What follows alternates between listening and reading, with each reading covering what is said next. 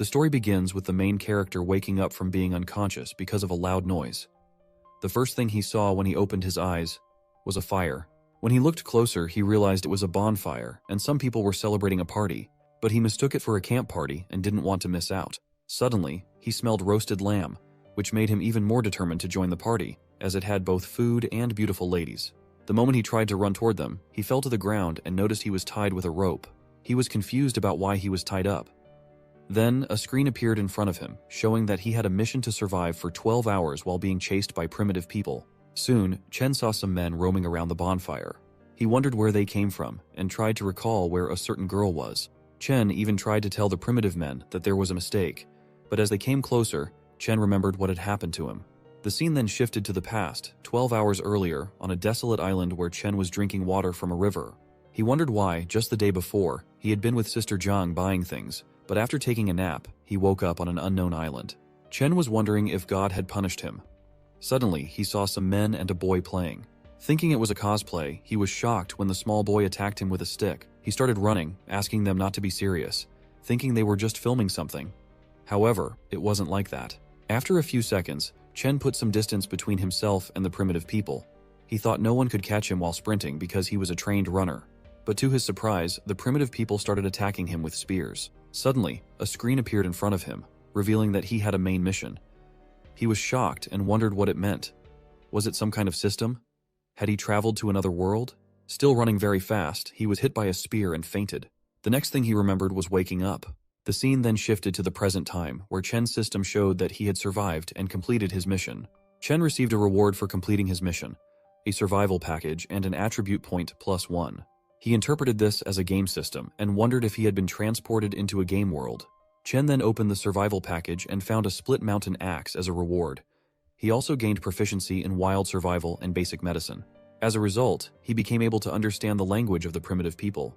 He then thought that it must be a primitive world, where civilization had yet to begin and everything was in its early stages. He believed the game's objective was to survive in this world and build civilization. So Chen wondered if the system would eventually make him the prime minister or even a god. He asked the system to distribute attribute points to strength and equip the split mountain axe. When it was done, Chen gained enormous strength, which allowed him to easily break the rope he was tied with. However, Chen was soon spotted by the primitive men named Stonebone and Langu Chui. Stonebone ordered the others to capture Chen and not let him escape. Stonebone and Langu Chui approached Chen and told him he couldn't escape. Chen, full of attitude, shouted back, asking how dare they disrespect their god. Stonebone asked what god they didn't know. Seeing Langu Chui, Chen thought he must be the leader. He told Stonebone that he had been sent from heaven to dominate them, and because they had disrespected him, he had to punish them. Hearing this, Stonebone became furious and ran towards Chen to attack him. Chen's system displayed a new mission. He had to deter the primitive people and subdue them to become their leader. It also warned that the penalty for failure would be losing the split mountain axe. Seeing this, Chen became tense because without the axe, he doubted he could survive in such a time and place. Determined not to lose in any scenario, Chen blocked Stonebone's attack, but the ground around them cracked under the force. Seeing the force of Stonebone's attack, Chen was surprised by the strength of the primitive people. However, he knew that his body had been enhanced and wasn't weak either. With full power, Chen pushed back, and to his surprise, Stonebone's weapon was cut in half. Everyone in the primitive camp was stunned by Chen's display of strength. Sensing something bad was about to happen, Chen had a sinking feeling. Suddenly, Stonebone shouted and ordered everyone to charge at Chen together. Stunned, Chen started running away, questioning why Stonebone had agreed to a duel, but now the whole gang was teaming up against a 24-year-old boy. As one boy tried to attack him, Chen dodged and swiftly countered. Furiously, Chen warned them not to go overboard, claiming he could take down 5 people alone before dying and demanded they move back. He realized that if those barbarians attacked him together, he would easily die within seconds. Suddenly, to Chen's surprise, every barbarian started getting scared and running away from him.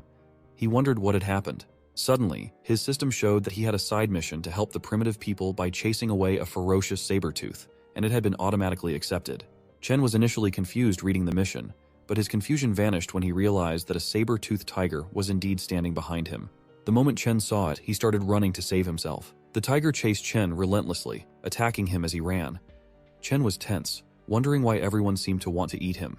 He couldn't understand why the system would give him a mission like that, knowing that even one bite from the tiger could make half his body disappear. Suddenly, Chen felt a claw attack from the tiger, which hurt him badly. He realized that fighting head-on wouldn't work in any sense. so he knew he had to calm himself down and think wisely. He noticed smoke rising from a fire and remembered that saber-tooth tigers, like most beasts, were afraid of fire. Chen decided to use this knowledge to his advantage and planned to maneuver out of the situation. He then challenged the tiger to confront him head-on. As the tiger attacked, Chen tried to slide away downward, but to his shock, the tiger used his body as a surface to jump off of. Shocked, Chen started running again, deciding not to trust movies anymore. With no other choice, he ran towards the bonfire, using plants and other objects as cover to reach his destination safely. Dodging and hiding, Chen managed to reach near the bonfire. He quickly grabbed a stick with fire on it and tried to scare the tiger away. To his relief, the tiger was indeed frightened by the fire. Now Chen called out to the tiger to come and fight, but deep down, he was hoping the tiger would retreat. Suddenly, he heard a strange sound and tensely wondered if it was some kind of larger monster approaching him.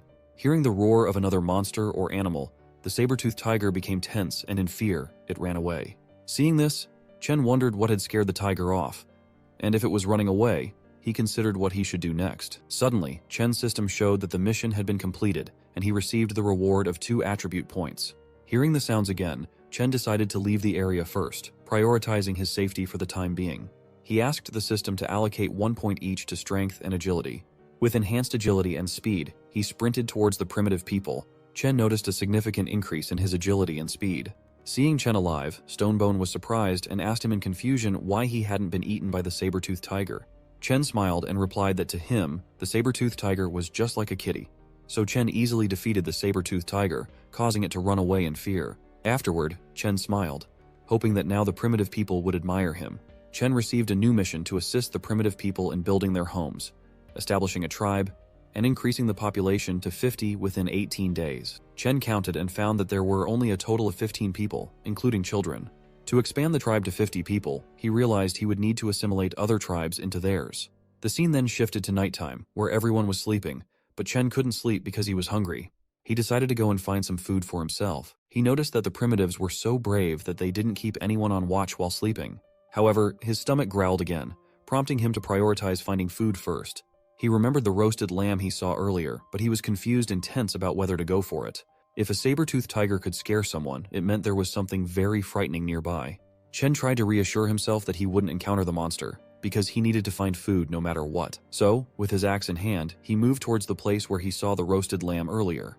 Sometime later, Chen cautiously reached the place where the roasted lamb was. He approached carefully, mindful of any dangers. As he got closer, he noticed there were other prey animals nearby. Now that he was a leader, he knew he couldn't only think about himself. So he gathered all the other prey animals.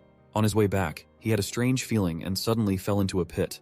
Furiously, he shouted about who dug the hole there. However, upon closer inspection, he realized it wasn't a hole at all, but rather huge footprints left by a monster or a large animal, like a dinosaur. He then thought that after encountering the saber-toothed tiger, he should have realized this wasn't just a barbaric place, but an era where history's scariest and deadliest creatures lived.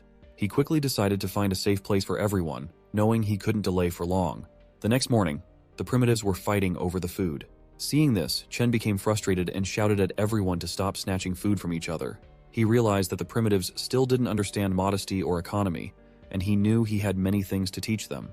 Chen then announced that the current food would be given priority to the hunters who had joined him on the hunt that day.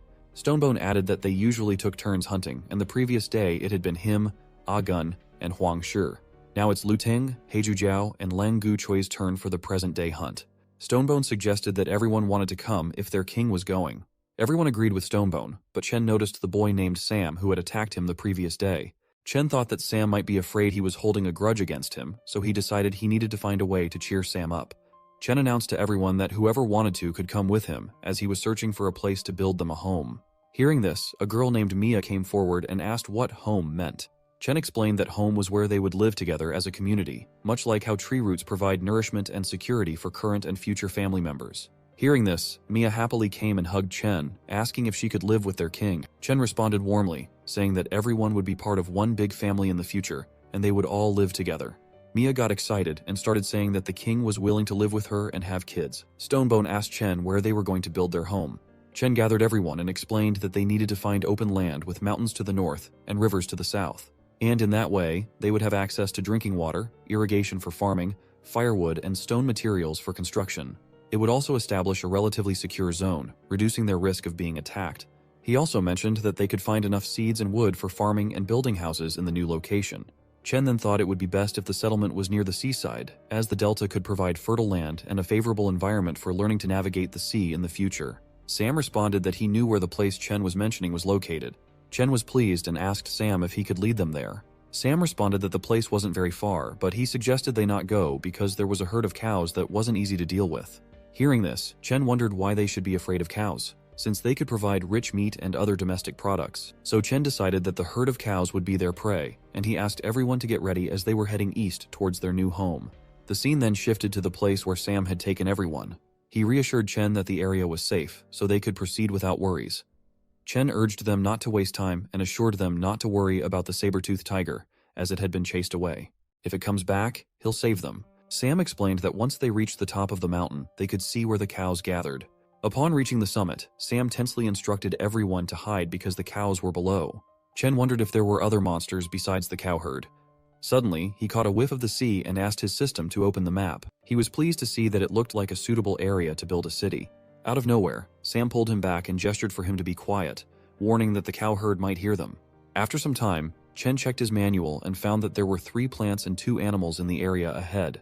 The plants included green sunflower grass, dragon wine, and big tsubaki, while the animals were gray squirrels and pincer wasps. When Chen couldn't find any information about the cow herd, he asked Sam for its location. Sam explained that the cow herd was in a small forest near the river bend and offered to take them for a closer look.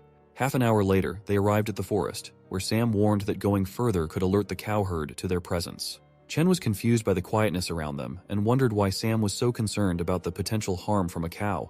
Suddenly, his scanning results changed, and he grew tense, worrying if there were giant monsters nearby. To his relief, there was only one animal in the surrounding area. Chen then asked Sam if he remembered incorrectly. But before Sam could respond, Chen noticed a tree moving. Sam told Chen to look up, and when Chen did, he was shocked and wondered what type of monster it was. Upon checking the system, it showed that it was an iron black horn cow. Stonebone tensely asked Chen if they were really going to hunt that cow, hiding behind in fear. Chen responded tensely with a yes and instructed them to lay an ambush there while he went to assess the situation.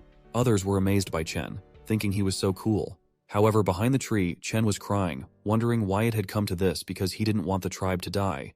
Now he had to rely on his agility attribute. He then checked and noticed that even the cow's arms were bigger than him, so he tried to find the smallest one. Calmly, Chen attempted to greet it, but upon seeing Chen, the cow's facial expression changed and it started roaring at him. Just as he approached, the entire herd of cows started chasing Chen. He swam across the river to the other side, crying out for them not to chase him. Meanwhile, the tribes misunderstood, thinking their leader Chen was bravely provoking the entire herd to keep them safe. They discussed it among themselves while Chen, without hesitation, leaped off the ridge and landed on it.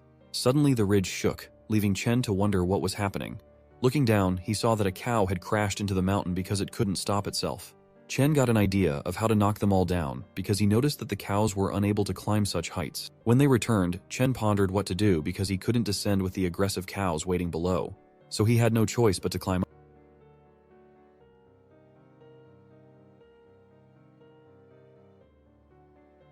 Entire empire in that perfect spot and felt elated that his journey had finally begun. On the other side, Sam noticed that the cow herd was retreating, so he wondered why it was happening and where their king was. Stonebone speculated whether their king had been crushed by the cows, so he climbed a tree to check, intending to retrieve Chen's axe. But as soon as he stepped onto the tree, Chen's axe came flying and landed beside him in the tree. Stonebone was stunned, and Chen praised him for his boldness in assuming their king had died. Sam and the others were relieved to see Chen alive. Stonebone asked if the cows were very strong. Chen replied that he planned to use cow meat as a nutritional supplement for his body, and asked if they also wanted to try it.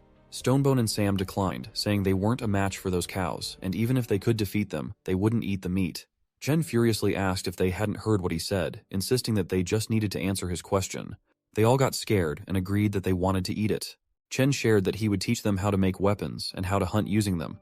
He planned for them to return in 3 days to hunt down the cows. In the next scene, Chen cut a tree in half with one slash. Everyone was amazed at his strength, but Stonebone stepped forward and asked Chen why he cut down the tree since it didn't bear any fruit. Chen explained that they would use the tree to make weapons, so they should pay attention to what he was going to do. He instructed them on how to make spears from wooden sticks. Chen noticed that he had a technology attribute bonus when crafting weapons. Chen showed them how to use the spear for hunting by demonstrating how to throw it. The tribes were amazed because in the past, They had always gathered wood but never realized it could be used in such a powerful way. Excitedly, they all expressed their eagerness to try using the spear. Chen asked Stonebone to go first. While Stonebone practiced with the spear, Chen went on to make more spears. Within a few hours, all the tribes started practicing with the spears. While they were practicing, Chen challenged Lu Teng and Heiju Jiao to come at him together for a fight. Both of them charged furiously and attacked Chen, but he easily dodged their attacks. Chen then counterattacked, knocking out Heiju Jiao. Lu Teng, furious, attacked again, and this time some blood was drawn. Everyone was stunned. Chen told Lu Teng that if it had been the sharp side of the spear, he would have been dead by now. Lu Teng shouted that their king was a god and they couldn't defeat him. Chen explained that they were relying on brute force instead of technique, emphasizing that the spear's advantage lay in its tip. He instructed them to use the sharp edge to aim precisely at enemies or prey. Chen asked them to start practicing by focusing first on throwing. He set up a target and asked them to throw at it from a distance. Everyone tried one by one, but no one was able to hit it. Chen thought that maybe no one had any talent at all, and he felt he had been too hasty in his judgment. Suddenly, out of nowhere, a spear hit the target. Chen was surprised to see it, and the others were shocked that someone had actually hit it. Chen turned around and saw that Huang Shi was standing there. Chen asked Huang Shi if he was the one who threw the spear. Huang Shi asked if he had won. Chen replied with a yes and gave him 2 spears as a gift. Suddenly, someone came and told Chen that a beast was approaching them. Chen asked everyone to be ready for the fight, but deep down, he was happy that he could use this hunt to gain them some experience. A beast emerged from the forest and roared in front of everyone. Chen jumped towards the beast, shouting that they were going to have it as their dinner for the night. The fight started, and Chen instructed everyone to listen to his commands, circle around the beast, and wait for his orders. He then attacked the beast, and as he did, the beast's speed slowed down. Chen asked Stonebone and Huang Shi to throw their spears from the backside. As they attacked, the beast became furious and forcefully pushed Chen back, breaking his spear. Chen knew he needed to act quickly, but before that, Huang Shi threw the spear and it perfectly targeted the beast's mouth. Chen was impressed by Huang Shi's accuracy. Gradually, everyone started throwing spears at the beast, and Sam was waiting above, sitting in a tree. Due to the onslaught of attacks, the beast tried to flee, but Chen blocked its path and instructed Sam to attack. Sam jumped towards the beast and thrust his spear into its head. The beast became even more furious and entered a berserk mode. Everyone tensed up at the sight of the berserk beast. Sam was in danger, still holding the spear he had used to attack. Chen ran towards the beast and leaped to strike with his axe. There was a sudden blast, and the entire area filled with smoke. Everyone anxiously wondered if their king was okay. When the smoke cleared, Chen asked everyone to stop shouting, jokingly asking if they were trying to summon souls. He then praised everyone for their efforts and announced that they would have a hearty meal that night. Hearing this, everyone became happy. Chen then praised Sam for his exceptional work and told Huang Shi that he was the MVP of the hunt. He promised that in the future, Huang Shi would accompany him on hunts and that he would provide Huang Shi with new weapons to try out. The scene then shifted sometime later, where Stonebone was telling the other tribes how he had helped Chen defeat the beast. Mia was walking nearby with a piece of meat, and Stonebone asked her to give it to him, but Mia denied, saying that the meat was reserved for their king. She then offered it to Chen to eat. Chen asked if they were going to eat it raw. Mia asked if there was a problem with that. Chen mentioned that he remembered them using fire to cook, so he wondered why they were now eating it raw. Mia responded that they couldn't preserve the fire source from last time, so they had no choice but to eat it raw. Chen then thought that fire marked the beginning of civilization, as it allowed humans to fend off wild beasts, create a safer and more comfortable living environment, and improve their diet. He decided that to empower the primitive tribes, he would teach them how to make fire. Chen then asked everyone to gather around so he could teach them how to make fire. He took a broken spear and used it on a wooden block to create sparks. He instructed them to add wood shavings and tree fluff into the depression in the trunk and roll it between their hands to create friction and ignite the fire. Seeing the fire, the tribes were amazed and started praising Chen. Stonebone began shouting that their king had produced fire and wanted everyone to know. But Chen angrily grabbed him and told him to shut up, emphasizing the importance of maintaining a low profile.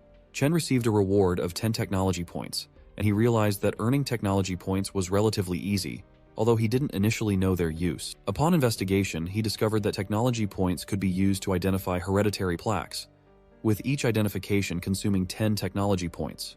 While Chen was pondering over the technology points, Sam approached and informed him that while they were dividing the meat, he noticed traces of nursing on the wild boar. He suspected that there might be cubs nearby, and upon searching the nearby areas, he actually found them. Suddenly, Chen received a side quest to fence in the wild boar cubs and domesticate them. The system asked Chen if he wanted to accept the quest. Chen then asks Mia and Sam to go together and bring back the boar cubs. He tells them to be careful and not hurt the cubs because he wants all of them. Mia holds Sam's hand, and they run to where the boar cubs are. Chen thought of making a pigsty before they returned, so he went and asked Stonebone to come after eating because he had some work for him.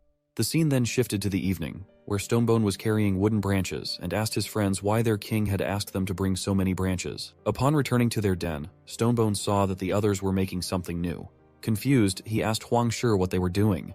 Huang Shi responded that the king called it a grass rope, and it was sturdier than the vines they used before. He also explained the process. They had to smooth out the straw and then weave it into ropes by crossing. Stonebone got frustrated because he didn't understand what was going on. Chen asked Stonebone not to just stand there and to bring the branches to him. He then told everyone to pick up the branches and tie the grass ropes in a specific way. They needed to make at least 5 of those wooden frames. Then he asked them to insert the wooden frames into the pits he had prepared. After that, they were to bind the frames together at the top to form the shape of a cage and cover them with straw in an orderly manner. As soon as it was ready, the entire tribe rushed inside the pigsty and started fighting, each wanting to live there and have children with the king. Seeing them, Chen got tense and said that the pigsty wasn't for them. Just then, Sam and Mia returned with the cubs. Chen asked Sam to put the cubs in the pigsty he had made. Hearing this, Stonebone ran towards Chen, crying and shouting that he couldn't do that. Stonebone again asked Chen how such a good nest could be given to those wild boars. Agun also hugged Chen, agreeing with Stonebone and saying they all wanted to live in that nest. Stonebone added that they wanted a home where they could cuddle with the king. Hearing that, Chen furiously threw them away, saying he didn't want to cuddle with a man. He then stated that he didn't care if they wanted to live in the pigsty, but when they built comfortable houses, neither of them would have a place in them. Agun was stunned upon hearing it and suggested that if there was a better nest available, he didn't mind living elsewhere and Chen could let Stonebone live in it. However, Stonebone also refused to live in the pigsty. Chen then instructed Sam to put all the boars in the pigsty. Huang Shi came to Chen and asked why they needed to care for those wild boars if they were meant to be their food. Chen responded by asking if they didn't want to have plenty of food to eat without hunting. Huang Shi was happy to hear it and responded with a yes. Chen explained that by raising those cubs and having them produce more piglets, they could secure a stable food source. Chen received his reward for completing the quest of taming the beasts. Upon opening it, he found a packet of salt from the supply chest and learned recipes for fried eggplant, stir-fried peanuts, fried eggs, roast lamb legs, and stir-fried clams.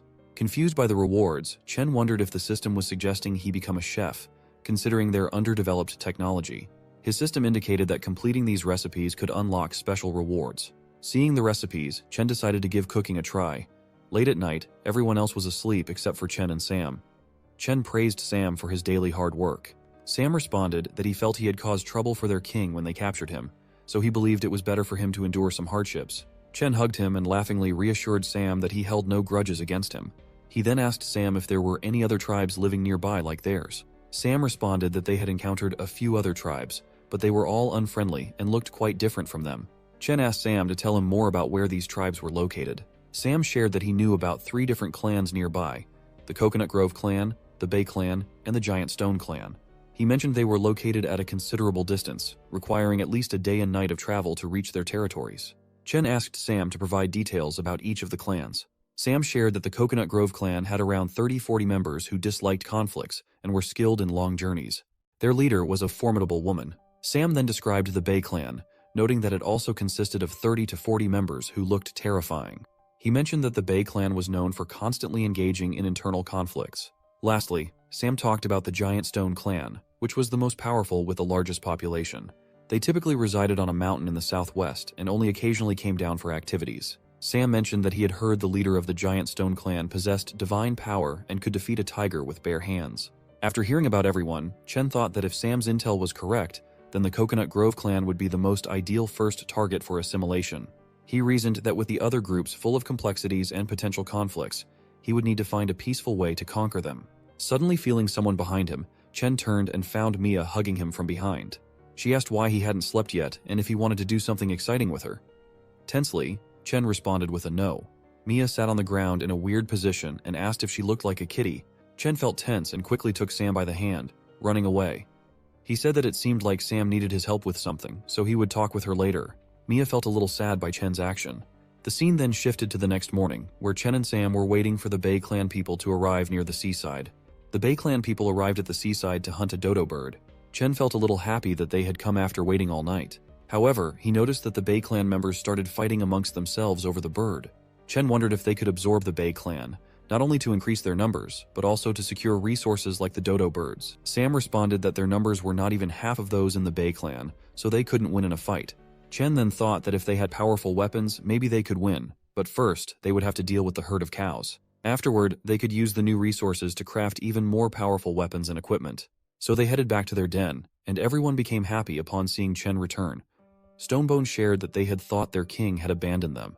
Chen apologized to everyone for making them worry and explained that they had a lot to do. He asked Stonebone to practice throwing spears and instructed Huang Shi to be in charge of teaching them throwing skills. Chen gave Huang Shi one day to make them as proficient as possible. Suddenly, Mia arrived and showed a leaf, mentioning its comfort for wiping after going to the bathroom. Chen replied that he needed help sharpening the wooden spears, so Mia should gather all the women and collect some rocks. The scene then shifted after some time, where Mia returned with the other ladies carrying rocks in their hands. Mia asked if the rocks were okay. Chen responded affirmatively and explained that they needed to rub the stones on the whetstone until a sharp edge or point was obtained. Then tie the stone onto a wooden stick with rope, and there they have it. A wooden stone axe. The girls were amazed by it, but Chen was furious when he received only 1 point as a reward. Chen then instructed them to follow his directions and show what they had made. Mia asked Chen to look, as she had already created one. When Chen looked, he saw that Mia had made a dual-edged axe, so he praised her for it. Mia was happy to hear the praises, and then Chen unlocked a new hidden feature called Talent Discovery. When Chen looked at Mia, his system indicated that she had a talent for tool building. Mia noticed Chen staring at her, so she asked him embarrassingly why he was looking at her. Chen didn't respond to her question and instead instructed the ladies to build as many spears and axes as they could.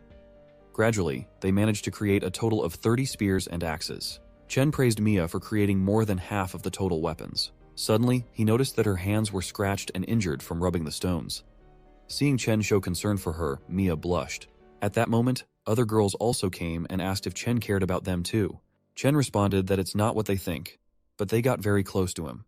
He quickly ran away from there, declaring that it was enough for the day and that everyone could take a break. As he headed toward where the men were training and practicing, he suddenly got attacked with a log of wood, but somehow he dodged it and realized it was part of the tribe's training regimen, with Huang Shi teaching them well. Chen then asked Huang Shi about their progress. Huang Shi responded that everyone had made significant progress and could now easily hit their targets. Chen's talent discovery screen showed that Huang Shi was a throwing master. Huang Shi shared that Lu Ting had great strength but struggled with the timing of throws, and he could only unleash his potential when teamed up with Stonebone. Huang Shi also mentioned that Lan Gu Chui was the first to master the technique. What surprised him the most was the effectiveness of the yellow stone and wolfbone hammer. Individually, they were ordinary, but when used together as a team, they alternately threw 4 spears and scored the highest points. Chen was happy to hear it, thinking that now they could easily deal with the horde of black bulls. Stonebone asked if Chen was sure about it. Chen responded affirmatively, but to be safe, they should also bring the secret weapon. Huang Shi was surprised and asked which secret weapon Chen was referring to. Chen took out some black leaves and instructed everyone to look closely, asking them to collect as much as they could. He warned them not to touch the leaves with any open wounds on their hands, as the leaves contained a natural paralyzing drug. The scene then shifted to nighttime, where Chen beat a stone to make a mortar out of it. Meanwhile, Mia brought all the spears they had and asked Chen why he had dug a shallow pit in the stone. Chen responded that it was a mortar, and Mia would soon understand its use. He then asked her to gather all the ladies and use the stone club to crush the leaves in the pit. After crushing them, they were to apply the mixture on the tips of the wooden spears. Lu Ting came and asked Chen about the men, expressing their desire to join in with the club. Chen asked them to stay and rest, explaining that he needed them in the morning for the hunt. The scene then shifted sometime later, where Chen was eating grilled meat and putting salt on it. Suddenly, Mia came and threw a spear towards him, letting him know that the application had been done. Chen stood up and asked the ladies to stay behind to guard the place and their children. He instructed the rest of the people to accompany him to the mountain. Everyone became happy and prepared their weapons, ready to show the monsters what they were capable of. The scene then shifted after some time, where they reached the top of the mountain. Ah Gun asked the others if it was okay for their king to act as bait alone, expressing concern about the danger involved. Stonebone responded that their king was so powerful, so there shouldn't be any danger. Sam asked everyone to get ready as there was movement near the river. Stonebone instructed Mia and the other ladies to make sure they handed out the spears on time, especially making sure Sam didn't run out of spears, as their king was taking a big risk and they couldn't afford to lose him. So, let's see what actually happened.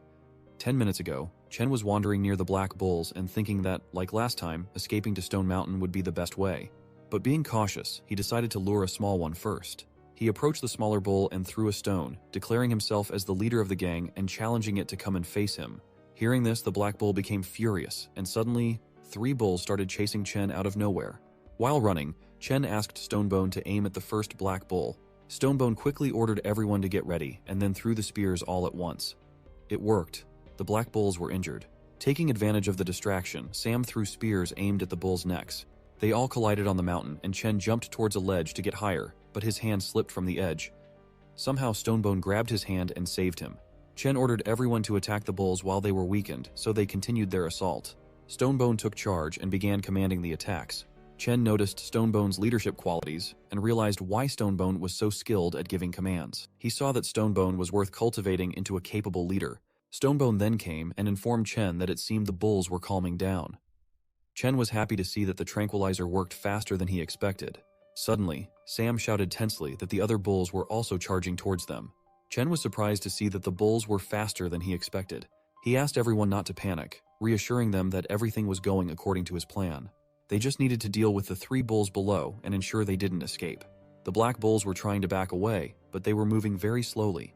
Seeing this, Chen realized the poison was already working, so he told the others to aim at the bulls' legs and not let them escape. So, Stonebone asked everyone to throw their spears, and with that, all 3 bulls were knocked down and lying on the ground. Chen told them to stop, but Stonebone said that now wasn't the time for Chen to be soft-hearted, as they needed to deal with those 3 bulls before the others arrived. Chen asked how many spears they had left. Mia responded that they had 28 spears. Then Chen asked Sam to check how many bulls were arriving in the herd. Sam responded that there were about 20 bulls. Chen then explained that this was why he asked them to stop, as they had a limited number of spears. Huangshi asked if giving up meant that all their efforts dealing with the 3 black bulls so far would be wasted. Chen responded with a no, explaining that this was just part of the plan. He never intended to face the entire herd with just a few of their squad members. From the beginning, the goal was to take down the bulls' leader. It's all because after that, the remaining black bulls would just scatter and flee. To lure out the boss, they need some bait, which is why Chen needs those black bulls alive and cannot let them go. Chen also mentioned that his original plan was to use only 1 bull as bait, but dealing with the extra 2 ended up using a considerable number of spears. Suddenly, Sam shouted that he could see the leader of the black bulls, and it looked like a giant monster. The leader of the bulls roared, and all the bulls started running towards the mountain to ram into it. At first, Chen and the others wondered if the bulls had gone mad. But soon, Chen realized that the bull boss didn't intend to fight. Suddenly, they realized that the mountain was starting to collapse. Chen shouted for everyone to hurry back and find cover, but Mia couldn't make it in time and fell to the ground as the mountain crumbled. Seeing this, Chen jumped towards the ground without thinking, asking Agun to come with him. Heiju, Jiao, and Langu Chui also followed, coming down to help. Now it's time for the battle, as they all had to fight no matter what. Heiju Jiao asked Agun what they should do, whether they should go and fight the bulls. Agun responded to not act recklessly and wait for the leader's call. At that moment, Chen was tense, thinking that the bull's boss had already seen through his trap, and he was frustrated by how intelligent the bull was. Stonebone asked the others who were left on the mountain to go and protect their leader, but Chen shouted and asked them to stop, emphasizing that they needed to attack with the spears from above. Now the fight began, with everyone engaging. Chen wielded his axe, while others used spears and stone axes. Through teamwork, defending themselves and attacking the bulls in coordinated strikes, they managed to injure many of the bulls. Taking the opportunity, Stonebone also urged those on the mountain to throw spears at the bulls. Seeing a few bulls knocked down, suddenly all the bulls stopped, and the boss bull said something to them. To Chen's surprise, the bulls started retreating.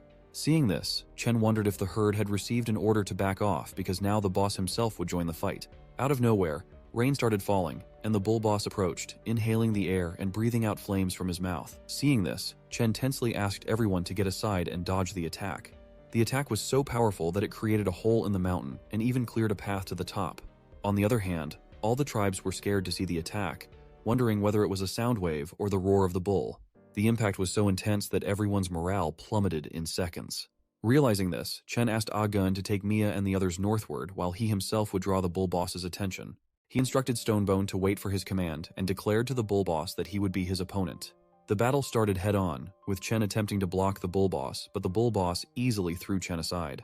Chen then considered using the path created by the bull boss's attack, but the boss bull chased Chen and slammed into the mountain, causing a big blast. Seeing this, others became tense, fearing their leader was lost, but ultimately decided not to retreat and to fight with full determination. Suddenly, Chen's axe swung and struck the boss bull's head. Chen was alive, and this happened because he had used the hole created in the mountain a few minutes ago. Chen even thanked the bull boss for sparing his life, though deep down he knew he was heavily injured. Seeing Chen alive, the tribes felt a sense of relief, but Chen shouted at Stonebone to get ready and wait for his command. The fight continued, with Ah-gun and Heiju Jiao attempting to draw the bull boss's attention so Chen could attack from behind. Ah-gun bravely jumped towards the bull boss but was injured by his horn.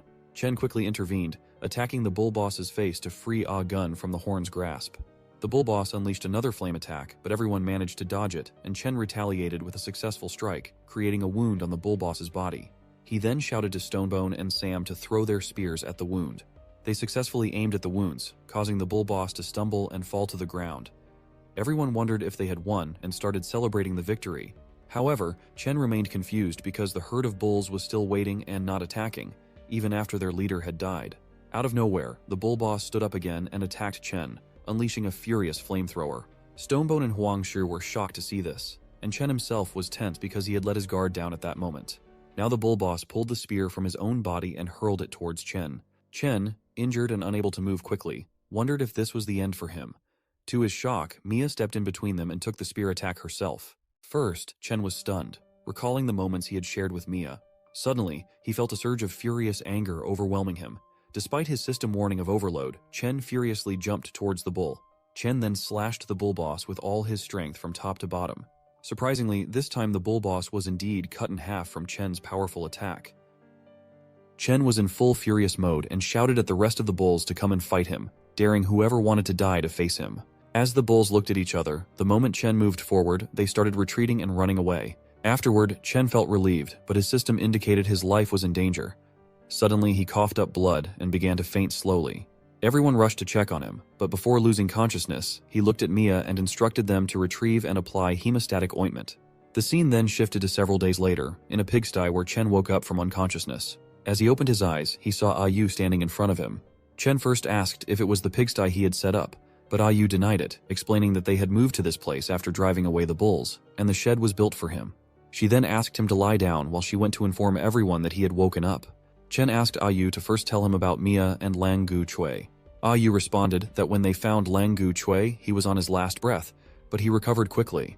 After waking up, Lang Gu Chui had been standing outside, guarding Chen ever since.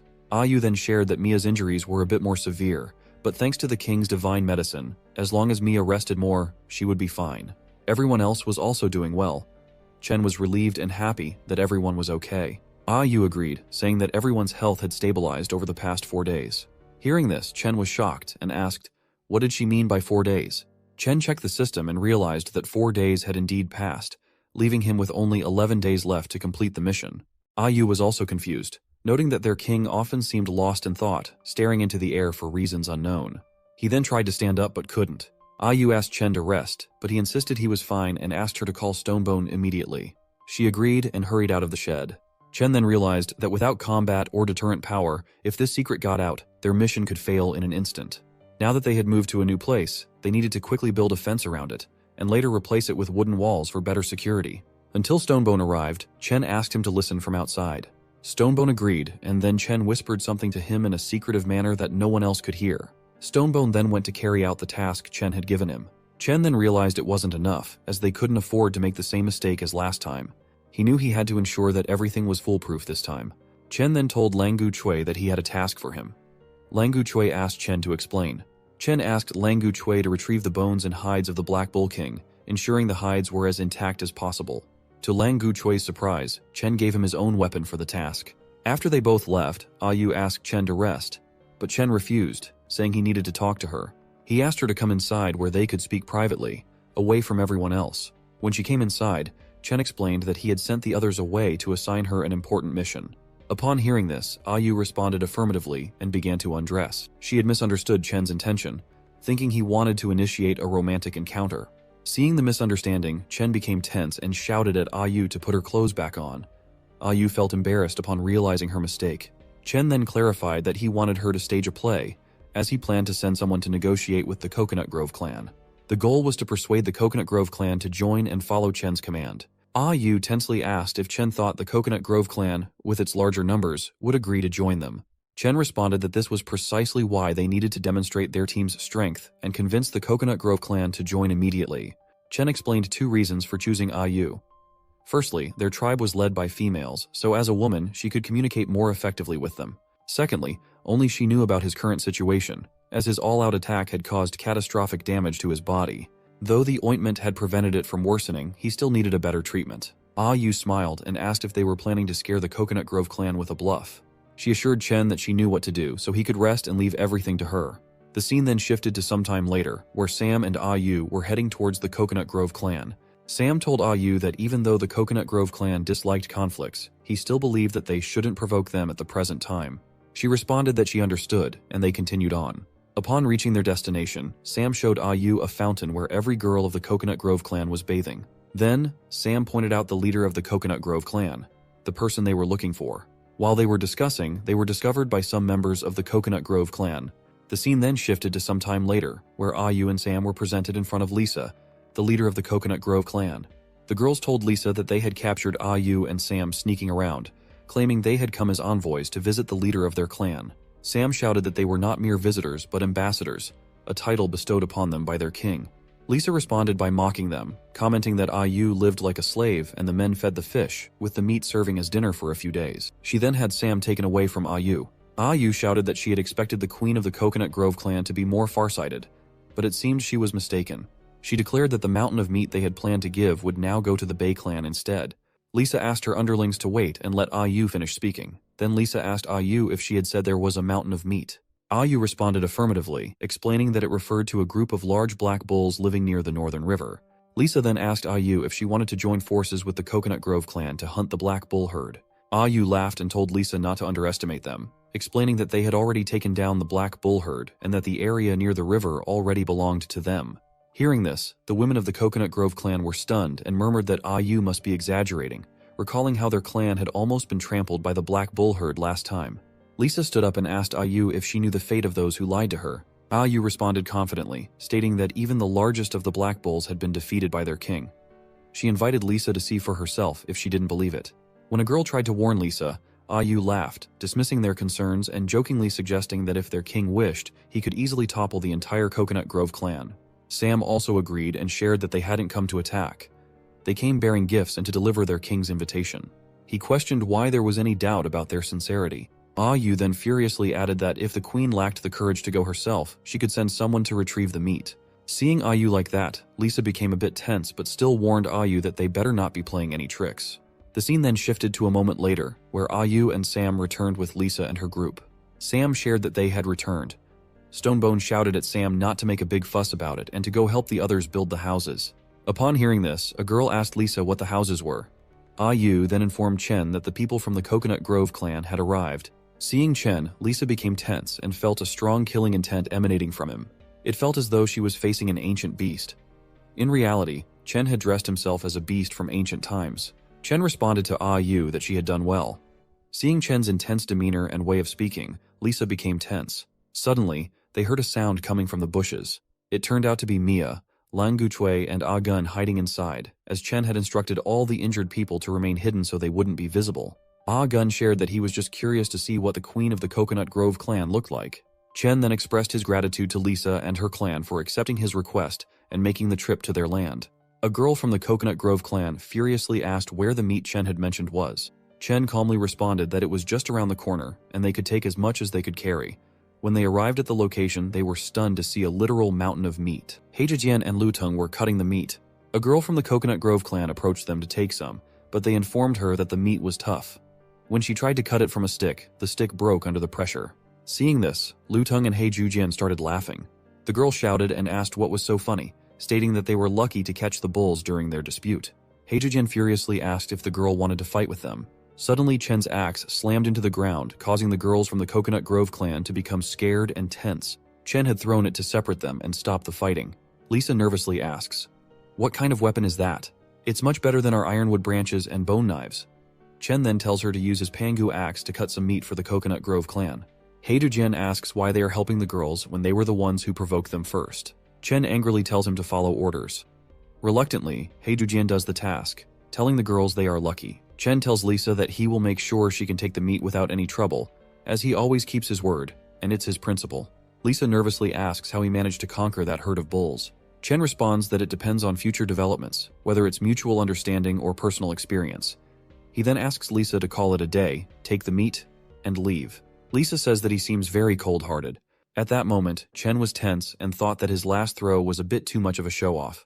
If it weren't for the bull leather bandage, his wound would probably start bleeding again. Suddenly, it started bleeding a little, and Chen became worried about what to do next. To his relief, Yu distracted Lisa, giving Chen time to hide his bleeding wound.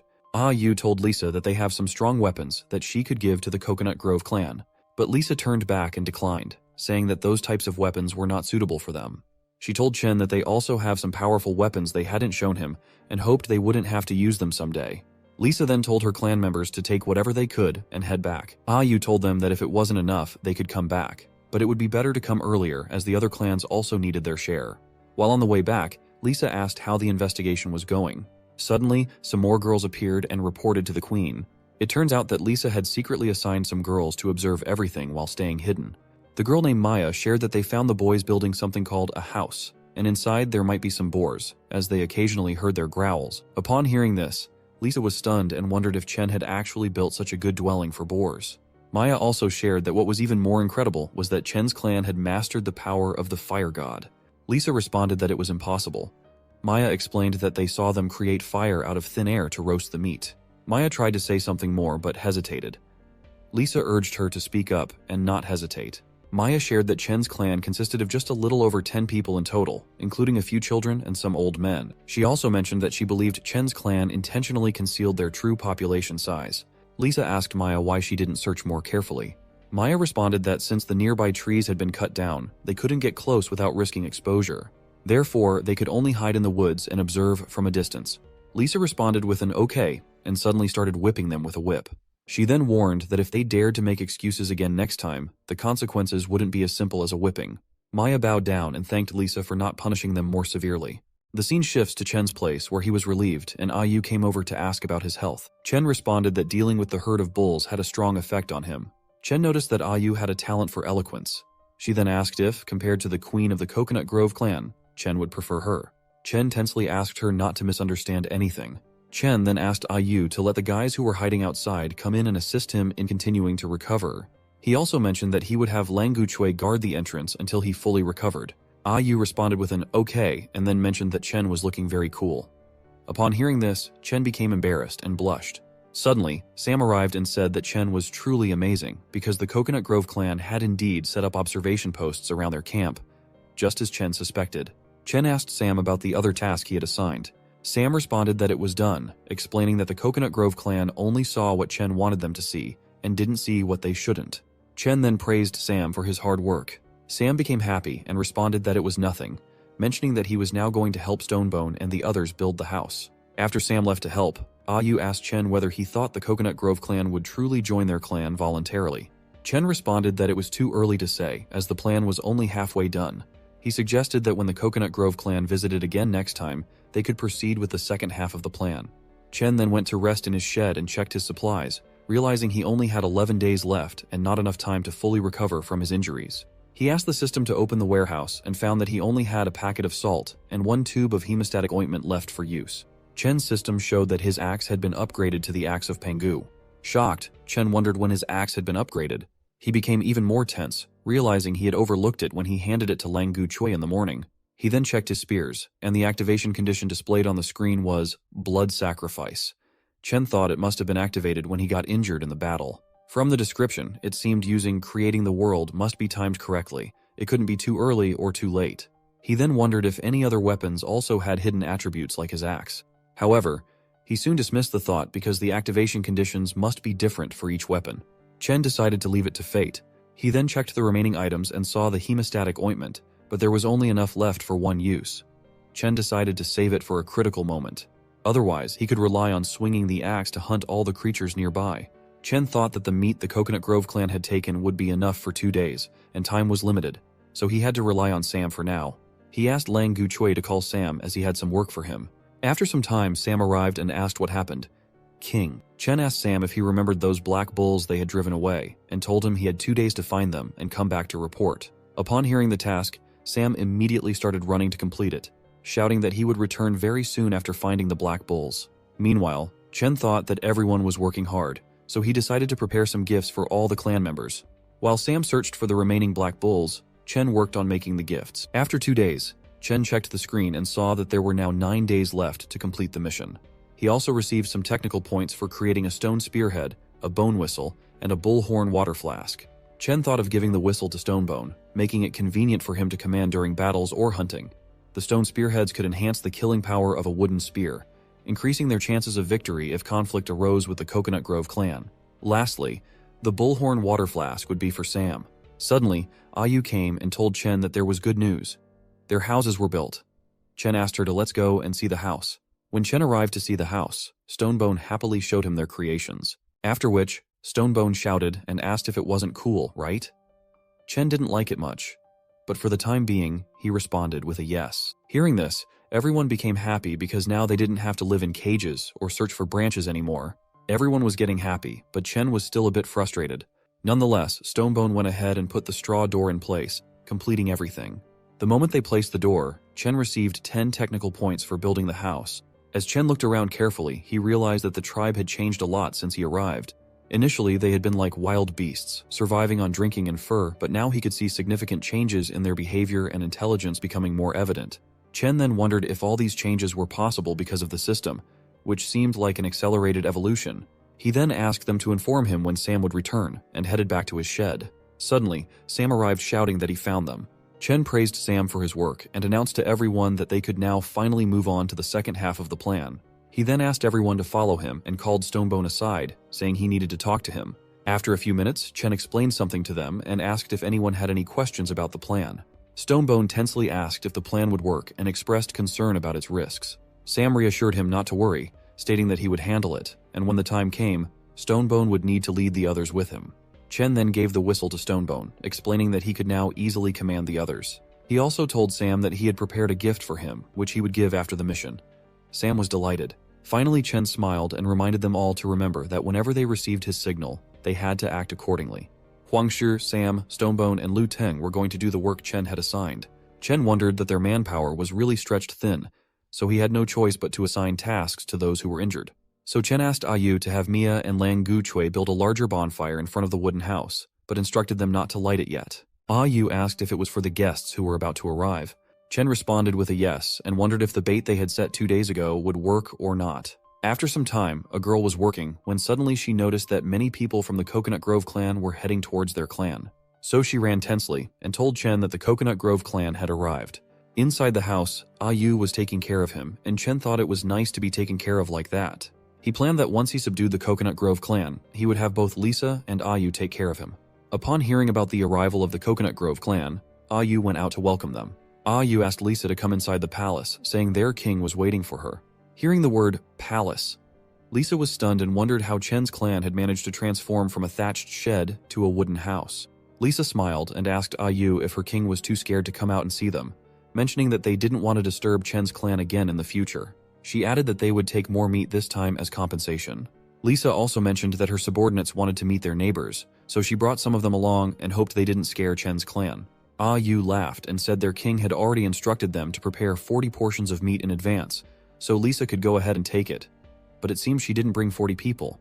Lisa asked Ayu why she didn't join their Coconut Grove clan if she was concerned about them, offering her to serve alongside her. Ayu responded that she had long been won over by the might of her king, so she thanked Lisa for her kindness, but declined.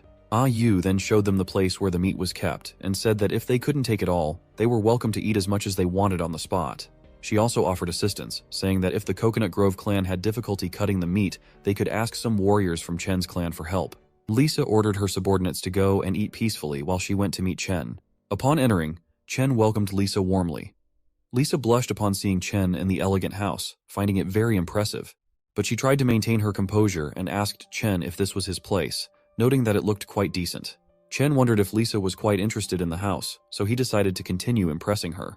Chen told her that it was just a temporary makeshift house, and once they built the real palace, this place would be given to the tribes. Lisa was stunned and asked if he would let his tribe live in such a place. Chen responded that he knew it was a bit rudimentary, but he would provide them with better stone houses later on. Suddenly, Lisa took out her whip and tied Chen with it, then quickly moved closer to him. Chen tensely asked what she was doing. Lisa responded that no one understood men better than her, and she had plenty of ways to make him willingly offer those strange things to her. Lisa was wondering if it would be enough to make Chen surrender. Even though Chen found it very stimulating, he maintained a serious expression and laughed, asking if she really thought she could force him to submit like that and if he didn't have any backup plan. But deep down, Chen was feeling despair because he didn't have any backup plan at all. Things were out of control, his injuries hadn't fully healed, making a direct fight already tough, and now the situation was even worse for him. Suddenly, to Chen's relief, Ayu came inside and announced that everything was ready for the feast to begin. However, upon seeing Chen and Lisa in that situation, Ayu was stunned and shouted that Chen shouldn't be doing something like that. Lisa removed her whip, and Chen suggested they had talked enough, so they should go out for a barbecue. He then asked Ayu if she had lit the fire. Meanwhile, Lisa was pondering whether Chen's ability to withstand her coercion and maintain a poker face meant he truly had a backup plan, or if he simply wasn't afraid of death. Compared to the members of her clan, Chen seemed quite different in his demeanor. When they went outside, the girls of the Coconut Grove clan happily asked Lisa to come and check the meat, as it smelled really nice after being grilled. Chen also gave some salt to Ayu to distribute among the people of the Coconut Grove clan. Ayu offered the salt to everyone, suggesting they sprinkle it on their food to enhance the flavors. Lisa furiously asked Ayu what she was sprinkling. Ayu responded to Lisa that she didn't need to eat if she was afraid. But seeing her own clan's people praising the food, Lisa understood. Chen was also happy seeing them enjoy, hoping they would eat as much as they could to give Sam and Stonebone more time to complete their task. The scene then shifted to Stonebone and the others, who were near the black bulls. Luteng asked why they needed to hunt the bulls again when they already had enough meat to finish. Stonebone responded that they were not there to hunt the bulls and instructed Luteng to just follow the command. Suddenly, receiving a signal from Huangshi, they all threw their spears towards the black bulls. As a result, the entire herd starts running. Stonebone shouts to Sam that the bulls are charging towards him. Sam tells them not to worry and jumps from the tree to attack the neck of a bull. After successfully penetrating with his spear, Sam shouts that he has done it, and now the bull is his. Due to the attack, the bull starts running around wildly. Sam tries to gather his courage and not be afraid. He knows he can handle it. From a distance, Huangshi notices that the herd is heading east. So Stonebone signals Sam, and Sam realizes the direction is wrong. He turns the bull to the right, and the bull then starts rushing towards the west. The scene shifts back to Chen's den, where the girls of the Coconut Grove clan are eating calmly and happily. Meanwhile, Chen is waiting for the signal when suddenly a defender of the Coconut Grove clan comes running towards his den. Lisa notices and asks why she is so flustered and what's going on. The girl, crying, shares that a group of mad black bulls has stormed into their camp, causing havoc everywhere, and their defenders are no match for them. Hearing this, Lisa furiously stands up and tells everyone to get back to the base, vowing to make those crazy bulls pay.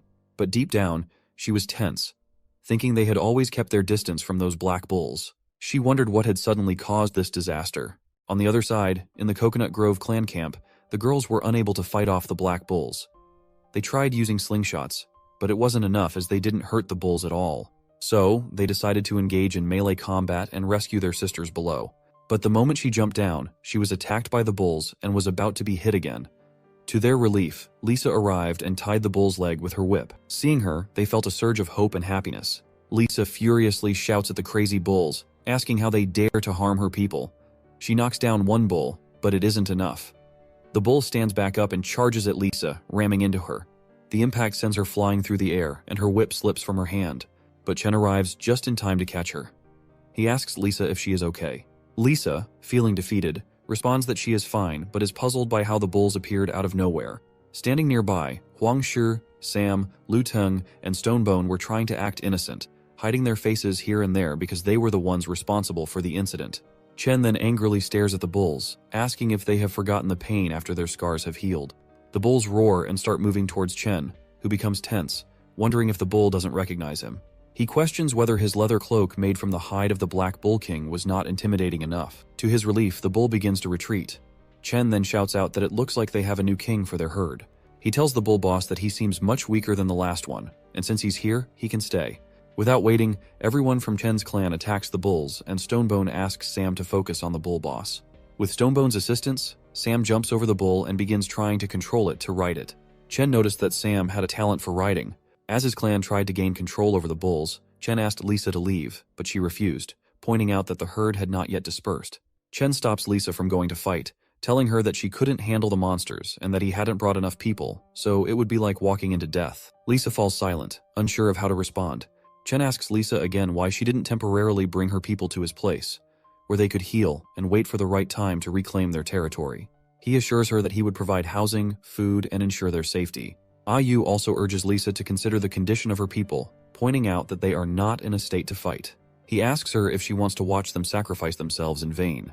Finally, Lisa announces that she asks the Coconut Grove clan to help the wounded and retreat to the north, to Chen's place. Upon hearing this, a girl named Ayun became furious, but she couldn't disobey the queen's order. She told the injured to follow Chen's people. Chen told Ayu that he was giving her the responsibility to take the Coconut clan back to their camp, while he and Stonebone stayed behind to buy them some time. Ayu agreed, and they all left. Meanwhile, Stonebone and the others were fighting, but Ayun also joined the fight. Seeing this, Stonebone told her to retreat if they were afraid, as they had already defeated the bulls once, so there was no need to rush. But Ayun didn't agree and attacked the bulls. Chen also told Stonebone to leave her and focus on defeating the bulls because he believed those girls were very courageous. The scene shifted to the evening, where everyone returned to Chen's camp. A girl named Maya from Chen's side happily welcomed them, saying she was glad everyone was safe. Maya also asked about Chen and the others. Ayu shared that Chen and the others stayed behind to buy them time to return with the injured ones.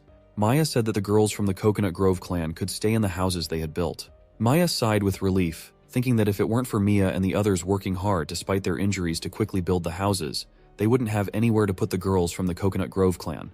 After that, Ayu told Lisa that everyone was settled in the houses, and food and safety were guaranteed, so there was no need to worry. She also asked Lisa to rest for the time being. Lisa responded with a thank you.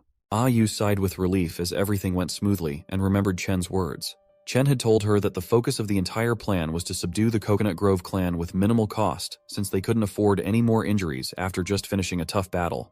Now, only the last step of their plan was left. The scene then shifted to the next day, where Mia asked Heiju Jiao if everything went smoothly last night. Heiju Jiao responded with a yes, saying he had been guarding all night and nothing had happened. Ayun was guarding Lisa's house when she suddenly felt it had become cloudy above her. Looking up, she saw it was Mia who had come to greet her. Ayun tensely asked Mia what she wanted. Mia said that their king had invited Lisa to his palace because he wanted to discuss something important with her. The scene shifted to Chen, who was checking his system and feeling tense because there were only 8 days left to complete the mission. Someone knocked at the door, and it was Lisa who had come to see him. Lisa shared that Ayu had told her about the clan merger, and her answer was no, she couldn't agree to it. Lisa also told Chen not to think he could force her just because their Coconut Grove clan was temporarily weakened. Chen responded that he wasn't forcing her, he was offering a trade. He said he could teach her how to build houses, craft weapons, and make fire, and in exchange, the Coconut Grove clan would need to merge into his tribe. He asked Lisa again to accept his request and stay under his protection. Chen then moved closer to Lisa and said that sometimes things required more than courage. He reminded her that she was more aware of the brutality of the Bay clan and the strength of the Giant Stone clan than he was. He told her that right now, she was like a wounded fawn, and soon the bloodthirsty beasts would follow the scent of her blood and hunt her down. Lisa, frustrated, asked Chen to stop, saying she knew all that, but it wasn't that simple. She explained that she couldn't force the girls of the Coconut Grove clan to accept the rule of a stranger. Unless he defeated them in a duel, only then would the girls accept him. Lisa again asked Chen if he was willing to accept the challenge. Chen smiled and responded with a yes. Coming outside, Chen told the girls of the Coconut Grove clan that since their queen was injured and couldn't participate in the duel, to ensure fairness, he wouldn't participate either. So Chen announced that he would send Stonebone to fight on his behalf. Stonebone laughed and asked who wanted to fight him. Ayun stepped forward and said she would accept his challenge. Stonebone smiled and told her to be careful and not get hurt by him. Ayun also told him to be careful and not get pecked by her eagle weapon. The fight started, and Ayun threw a bone knife toward Stonebone. At first, Stonebone laughed, but then he noticed that Chen was right behind him, and if he dodged the attack, Chen would get hurt.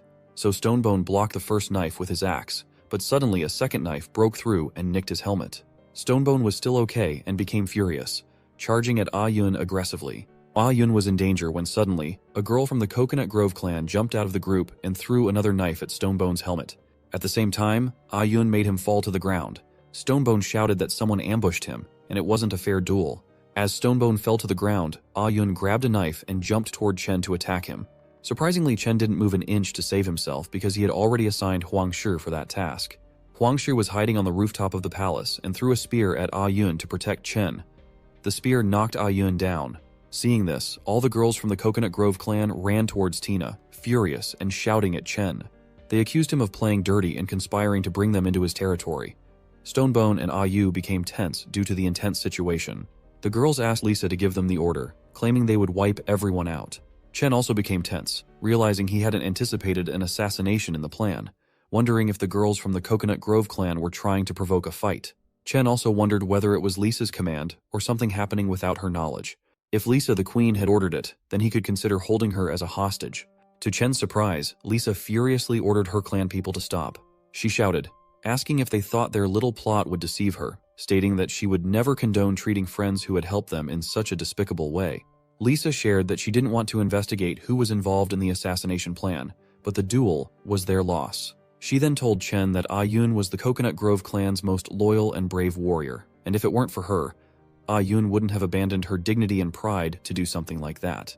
Lisa then said that she knew Chen had remarkable abilities, capable of summoning miracles. She asked if he could be magnanimous enough to spare Tina's life, then the Coconut Grove clan would forever be grateful. Chen appeared very serious outwardly, but deep down, he was relieved that it wasn't the worst outcome and that the initiative to control the situation was back in his hands. He then thought about the hemostatic ointment and assured Lisa not to worry, saying he wouldn't let Ayun die because they were all allies now. A girl asked Chen to hurry up as Ayun was fading fast. While going to help, Chen thought that he would overlook Tina's assassination attempts for the greater good, but there still had to be consequences for her actions. So Chen decided to apply only a small amount of medicine to keep Ayun alive, but not to bring her back to full health immediately, reserving the rest of the ointment for treating his own injuries. After applying the ointment, he instructed others to carry Ayun back to her house, assuring them that she would recover in a few days. Seeing this, the girls of the Coconut Grove clan started praising Chen, believing it to be a miracle. Chen hugged Lisa and asked if her people could now merge into his tribe. Blushing with happiness, Lisa responded with a joyful yes. Chen smiled and told Lisa that she could continue leading her people as long as they obeyed his command. Lisa then shared that she had one final request. Chen needed to become her partner, and they should have a ceremony to formalize their relationship. Hearing this, Chen became happy and blushed, thinking it was like a gift falling into his lap. He imagined they would have a wedding, exchange rings, enter their bridal chamber, have a daughter together, accompany their daughter as she grew up, witness her wedding, grow old together, and finally depart to the afterlife together. Seeing Chen making weird faces, Lisa tensely asked what was wrong, wondering if he didn't want to have the partner ceremony. Chen quickly responded that he definitely wanted it and hugged her tightly. Then Chen asked Lisa to rest and recover properly, as he also needed some time to prepare for the ceremony. He then ordered everyone to go and rest, instructing them to return for the ceremony in a few days. After that, his system showed that he had officially established his tribe and asked him to choose a name. When Chen looked closely, he noticed that the tribe population was only 46, so he wondered why it was 4 less. He named the tribe Newbie Tribe. Chen then pondered that he needed to find a way to deal with the Bei clan and considered taking some Bei clan members as prisoners. However, he wasn't sure if the captured prisoners would count toward the tribe's population. Suddenly, Chen overheard some girls from the Coconut Grove clan talking among themselves. They mentioned how they used to like Chen's smiling appearance, but now he had to be like the men who became partners before and were cut into pieces by the queen at the ceremony, and then devoured. Chen was tense thinking about the queen eating men and wondered if that was the reason why men were scarce in the Coconut Grove clan. Someone came up behind Chen, startling him, causing him to shout and ask them not to harm him.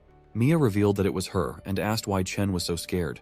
Chen, still startled, asked her what she wanted. Mia then asked if Chen was really going to become the partner of that rude woman, Lisa. Chen responded that he might need to reconsider his decision and that he had been too hasty in agreeing to the ceremony with Lisa. Mia asked if he was serious. Chen shared that he thought he was getting a bride, but it turned out Lisa was like a praying mantis. Hearing this, Mia started celebrating, but Ayu interrupted her, asking why she had sneaked out when she was supposed to be resting. Mia blushed and responded that she wanted to be with Chen. Chen sadly told Mia that he wanted to be alone and suggested that the girls from the Coconut Grove clan could participate in camp construction if they wished. Ayu agreed and started to take Mia back. Despite this, Mia continued to ask Chen to think carefully and consider her instead of Lisa. After that, Chen decided to go and chat with Lisa about the situation. The next day, Chen woke up and noticed that everyone was getting along very well, and even the Coconut Grove clan was helping to build the houses. He then went towards the farming area where the temporary residents of the Coconut Grove clan were staying. Upon reaching there, Ayun greeted him and asked if he had come to meet with the queen. If so, Ayun mentioned that the queen was nearby the river. Ayun then informed Lisa that the king had arrived to meet her, prompting Lisa to ask everyone to leave. Once alone, Lisa asked Chen if there was something urgent. Chen responded with a no, saying he had just come to see how her injury was healing. She shared that she would be back to normal in another 2 or 3 days. Lisa then asked if Chen wanted to get a head start on their romance. Chen tensely responded with a no, and then asked for her name. Lisa told Chen that he could call her Lisa, as that was the name given to her by the former queen, However, since her exile, no one had called her by that name. Hearing this, Chen became more tense, realizing it was either comply or face exile. He thought that Lisa might even rename her clan to the Praying Mantis clan. Chen asked Lisa if the former queen had also had a partner, and wondered where they were now. Lisa responded that all of them had been eaten, as it was a tradition in her clan for the queen to consume her partners, which was believed to grant her more power. Chen became more scared upon hearing that. But he was relieved when Lisa said that it was a tradition of previous queens, and she had no intention of continuing it. Chen felt a bit relieved and asked if she had never eaten anyone. Lisa responded that she had recently become queen and never had a partner, so she hadn't had any opportunity to consume anyone. Chen then bid her goodbye as he was leaving to prepare for the ceremony. While Chen was heading back, he thought about how if there was no risk of being eaten, he should consider talking with Mia. Suddenly, Lisa shared that although she didn't eat people, if someone wronged her in the future, she wouldn't hesitate to take severe action. After some time, Chen was moving around in their living areas, observing the people. Then he realized that he only had 7 days left to complete the mission, so he decided to first capture some prisoners and fulfill the mission. So Chen told Stonebone that he would be out for a while. During that time, Stonebone was in charge of organizing everyone's work, and if there was any emergency, he should send someone to find Chen at the beach to the south. The scene then shifted to the beach in the South Sea, where Chen was shocked to see something and wondered how it had happened. He questioned whether the Bay clan had been wiped out. Dodo birds were easily roaming near the corpses, so Chen understood that he was temporarily safe. He then checked the bodies of the Bay clan people and noted that they still had some elasticity, and there was no stench yet, and whatever battle they were involved in must not have ended too long ago. Chen also noticed that the claws on their fingers were exceptionally sharp, and the wounds seemed to match the claws. Chen then wondered whether the water lunatics had been engaged in infighting, making it crucial for him to locate any survivors. There, he found a corpse that had no internal injuries but appeared to have suffered a painful death. While Chen wondered what could have happened to them, suddenly Sam appeared out of nowhere, shouting that a group of Bay clan members were wreaking havoc at their place. Chen tensely ran back towards the base upon hearing this. The scene shifted to the base, where Stonebone instructed everyone to stay close, conserve their strength, and prepare for close combat. They were throwing wooden spears, but the Bay clan lunatics remained completely unharmed by them. The lunatics were closing in. So Stonebone urged everyone not to panic and to do whatever they could, but to prevent the lunatics from dragging anyone into the water. He emphasized that once in the water, they would have no chance against the lunatics. The lunatics charged towards them, but they managed to disrupt their charge by throwing stones at them. Just then, Queen Lisa's reinforcements arrived. Lisa asked Stonebone what was going on and if the enemies were from the Bay clan. She also asked why the Bay clan, who were supposed to be living on the southern edge, had suddenly appeared at their base. Stonebone responded that he didn't know, but the lunatics were behaving erratically, charging suddenly from the South River towards their base. The fight then started between them, with both sides engaging in a fierce battle. Even Lisa fought alongside the newbie clan members. Lisa tried to talk to the Bay clan members, but they didn't reply. She began to suspect that something was seriously wrong with the Bay clan. While Lisa was fighting with a Bay clan member, a larger lunatic attempted to sneak attack her. Chen then attacked with full force, swinging at the lunatic, but the lunatic easily withstood the attack, surprising Chen. 2 Bay clan members tried to sneak attack Chen, but Huangshi and Lang Guchui intervened, attacking them and knocking them out. They declared that if the Bay clan wanted to attack their king, they would have to fight through them first. Chen praised Huangshi and Lang Guchui for their actions, and said he would leave those small freaks to them. Chen also asked Lisa if he could entrust her to help his people deal with those small freaks, as he needed to focus entirely on the opponent in front of him. Lisa responded with a yes and joined the fight. Chen also told everyone that he was counting on them until the outcome of his fight was clear. Chen then told the big lunatic that he didn't know what happened to the Bay clan, but it had nothing to do with the newbie clan. He suggested that the lunatics might have mistaken them for their targets. However, without listening, the big lunatic attacked. Seeing this, Chen became tense and shouted, asking if the lunatic had lost the ability to communicate. He was also stunned by the lunatic's explosive power and wondered how, even with his strength and agility exceeding that of an ordinary person by several times, he could handle such an attack. So, he was just a squishy damage dealer in front of the lunatics, and since he was surrounded by his people, he couldn't casually use the hidden skill of his axe. While Chen was deep in thought, he got distracted from the lunatic's attacks, and the lunatic bit his hand. To Chen's relief, he pulled back and was safe, thanks to the protection of the Bull King's cloak. Without it, his left hand might have been torn off by the lunatic's sharp teeth. The lunatic became even more furious and charged at Chen with full force. But Chen dodged the attack, and the lunatic took off Chen's cloak instead. Chen tensely wondered how the lunatic had become so fast. If he hadn't slipped out of the cloak, he would have been dead. Suddenly, Chen noticed that the lunatic stopped attacking. He wondered what was happening and why they had stopped. Out of nowhere, the lunatics started backing off. Chen realized something was strange, as the big lunatic had only ripped off the part of the cloak stained with his blood. He also saw that only Agun was surrounded by many Bei clan members. Chen understood that the Bei clan was using the scent of blood to lock onto targets, and in this strange state, the lunatics were acting purely on primal instinct. Chen thought about how they could use this to their advantage. Just then, Sam returned and asked if there was anything he could do for Chen. Chen asked Sam to take 2 people and bring 3 cubs from the pigsty. Sam, confused, asked why.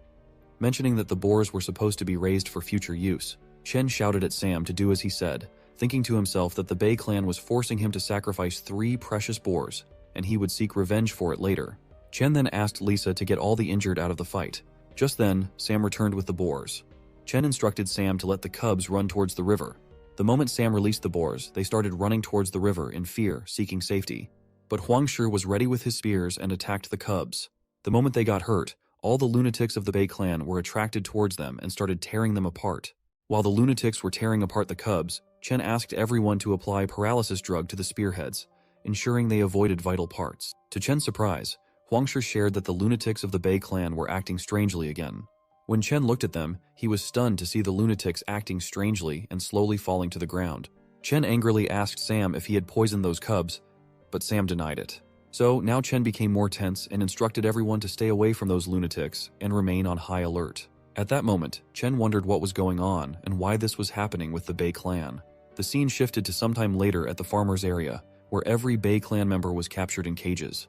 Yun asked everyone to stay alert in case any movement was made by the Bei clan's people. When the Bei clan's people woke up, they started asking for help. Yun asked a girl to go and inform King Chen. After some time, when Chen arrived and asked about the situation, he saw that every member of the Bei clan was asking for water. Chen first asked Yun where the leader of the Bei clan named Hector was. Yun responded that they had kept Hector separated from the others. When Chen reached Hector's cage, Hector was asking for water, so Chen poured some water from a bottle on him. After that, Chen asked Hector if he could understand his words, to which Hector responded with a yes. Chen then assigned the communication task to Yu. Yu first gave water for Hector to drink, and asked him to drink as much as he wanted. Hector told Chen that his people also needed water and asked Chen to share it with them. Yu reassured Hector not to worry, as they would all be given water, and then asked if Hector was ready to provide some answers. Hector tensely asked why they had attacked their clan just to ask a few questions. He also shared that he had heard about the Giant Stone clan being a group of strange people, but he never expected them to be so bizarre. Yu asked Hector whether he was saying that he had been attacked by the Giant Stone clan. Upon hearing this, Hector was surprised and said that Tor hadn't told him that Chen's clan wasn't the Giant Stone clan. Yu responded that they were a new clan called the Newbie tribe, and their king is Chen. Hector responded that he had never heard of a Newbie tribe, which meant that the Giant Stone clan must have sent them away to a very distant place. Yu clarified to Hector that he was mistaken again. Hector was captured because he attacked their territory, and the Newbie clan had never had any dealings with the Giant Stone clan. It was only the Bei clan's people who attacked them like frenzied beasts. Hector couldn't believe it, saying it couldn't be possible because he didn't remember anything Yu was saying. Yu asked Hector to tell them whatever he remembered. Hector shared that his clan used to live around the South Fish, and they were happily engaged in their internal fights and fun. Suddenly, a child from his clan came to Hector crying, saying that his dodo bird had been taken away. Hector told him to be brave and fight back for his own things, suspecting that it might have been taken by Scaly and the others. But the child denied, saying it had been taken away by those weirdos. When Hector looked, he saw the men were from the Giant Stone clan. Hector furiously asked why they were in his territory, but the leader of the Giant Stone clan, without responding, ordered his clan to attack the Bei clan's people. Hector was shocked that the Giant Stone clan had ambushed them out of nowhere and wondered why. Hector explained that he was knocked out during the fight, and when he woke up, he found himself in a cage captured by the Newbie clan. Chen then told Hector that he had visited his village a while ago, and there was no one left alive. Chen added that if they hadn't chosen to spare the lives of the remaining Bei clan members, the Bei clan would have been extinct by now. Hearing this, Hector became deeply saddened and felt immense pain, realizing he was unable to save any of his people. Suddenly, something fell from Hector's body. Yu picked it up and asked Chen to take a look at it. When Chen looked at the leaf and identified it using the system, he discovered that it was industrial hemp, a herbaceous plant known for its pain-relieving properties and the ability to induce hallucinations when smoked. Upon realizing this, Chen became tense and wondered if it could be the work of the Giant Stone clan. The scene shifted to some time later, with everyone giving water to the Bei clan's people.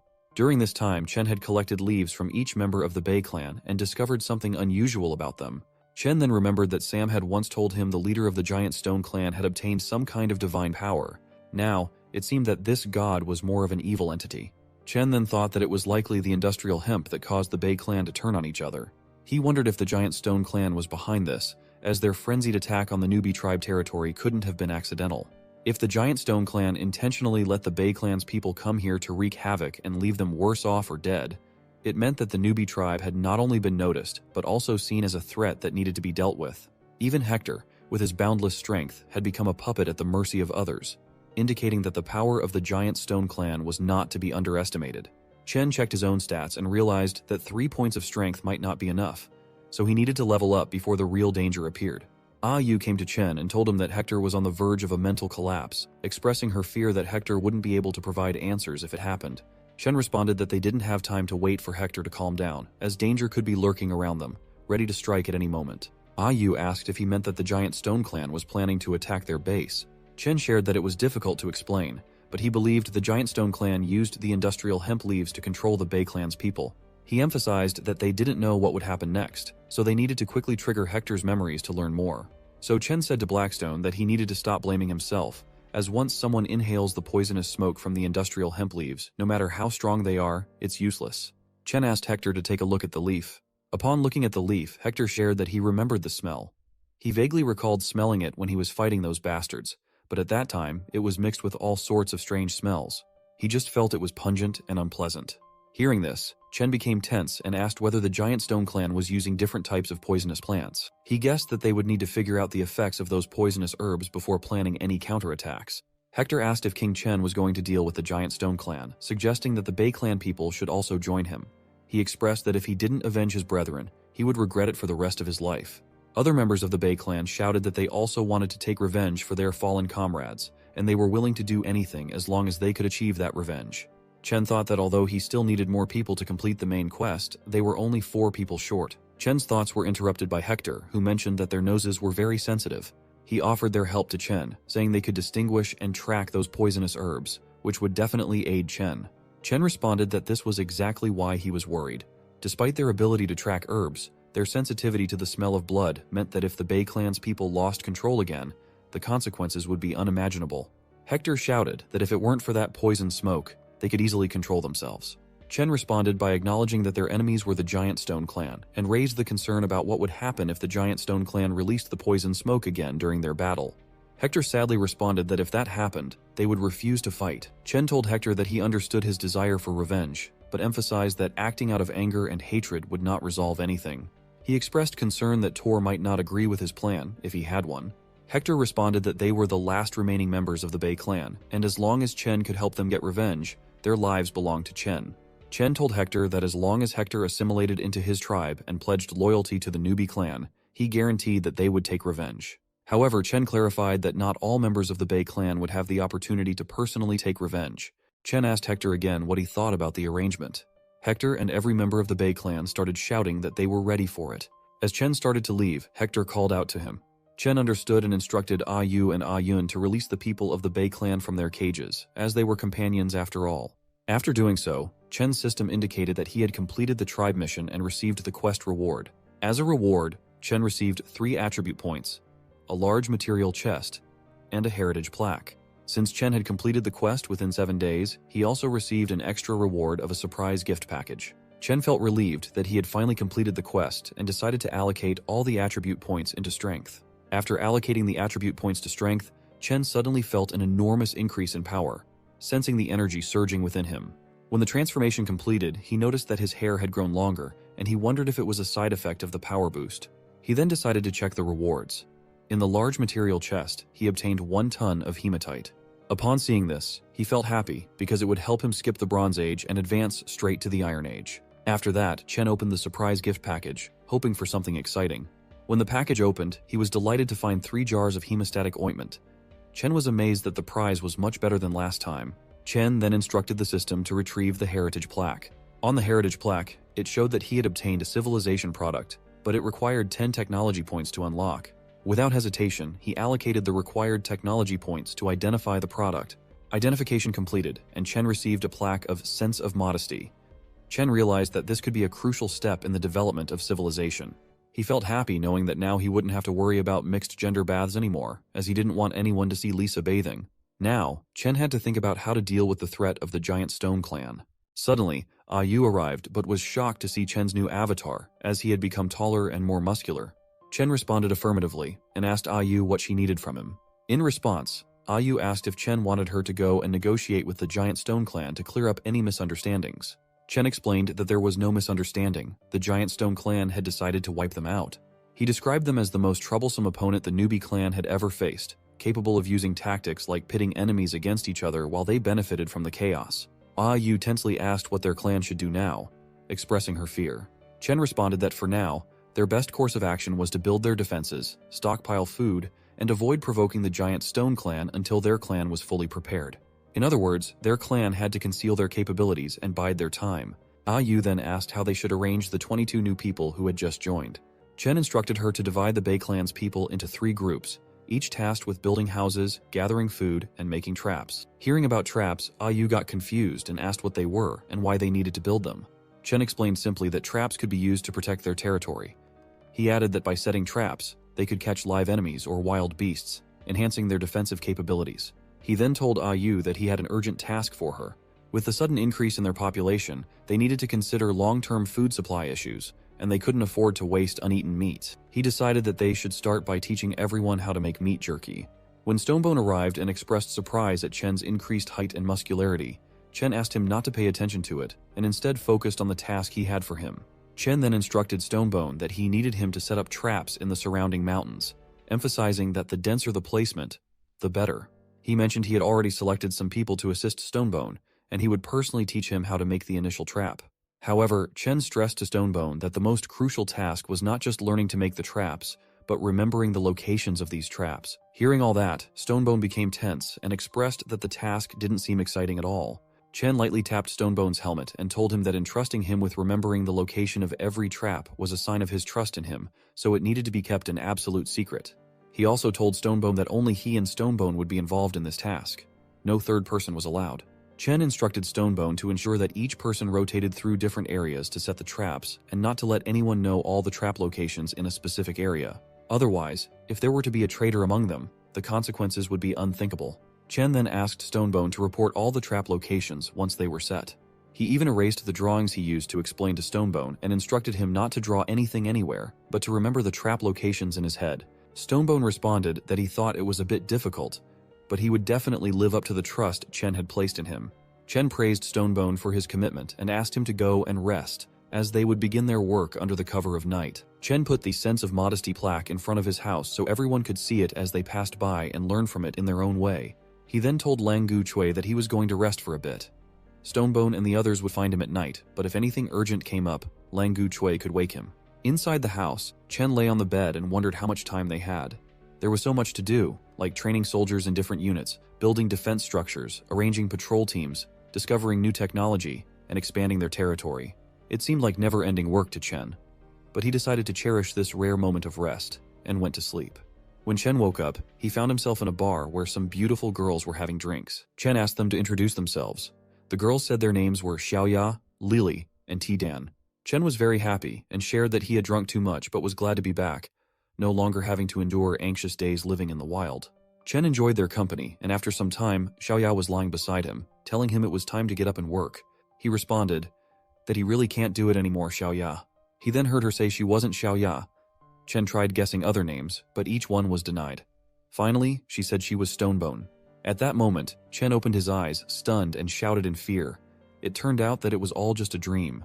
Chen furiously asked Stonebone why he was in his room. Stonebone responded that Chen had told him to come and find him at night.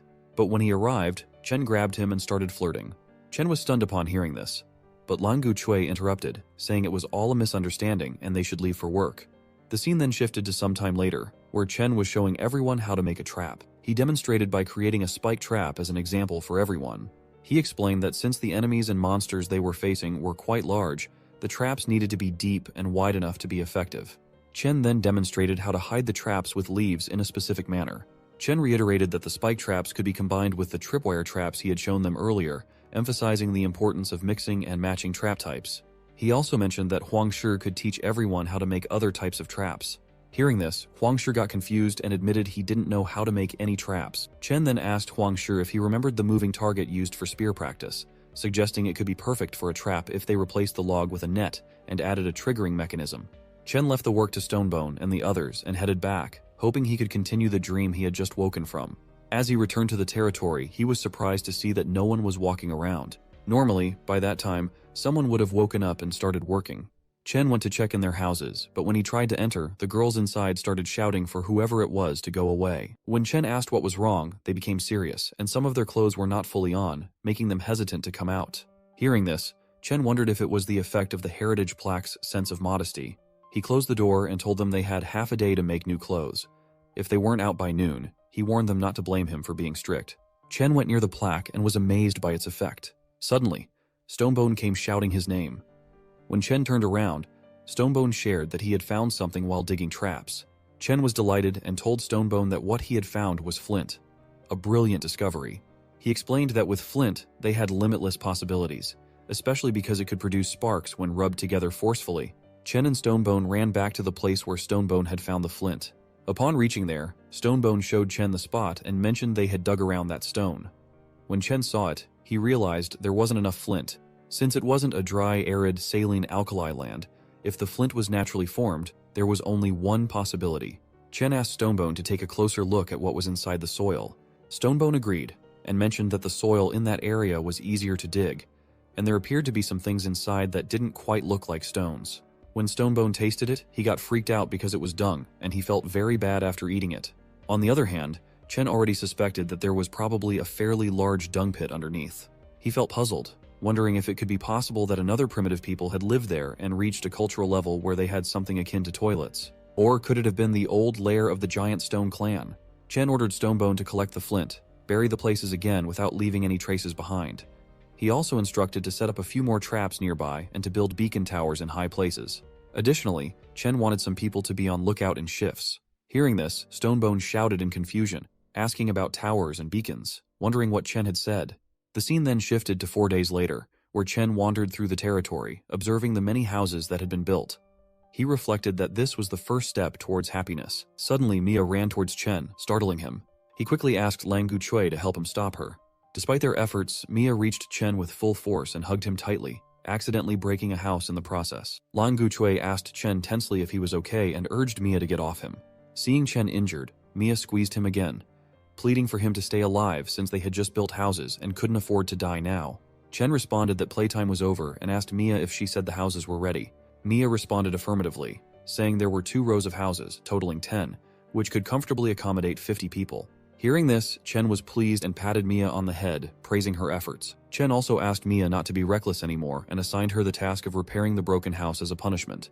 Then, he went to check on the progress of the food supplies and reserves. Upon reaching the riverside, Chen saw that the Bei clan people were happily catching fish, and Ah Yu, along with some girls, were helping them dry the fish. Chen shared that compared to building houses and digging traps, the Bei clan were indeed more suitable for going into the river to fish. With the Bei clan's help, their new tribe had noticeably increased the variety and quantity of food available. Lang Guchui praised Chen for all the progress they had made, which allowed them to live such a prosperous life. Chen responded that it might be possible, but he still wondered if the methods he used to subdue the Coconut Grove clan were proper, and what kind of deceit he might resort to in the future. Lang Guchui reassured Chen not to doubt his decisions, emphasizing that Chen's orders were their will.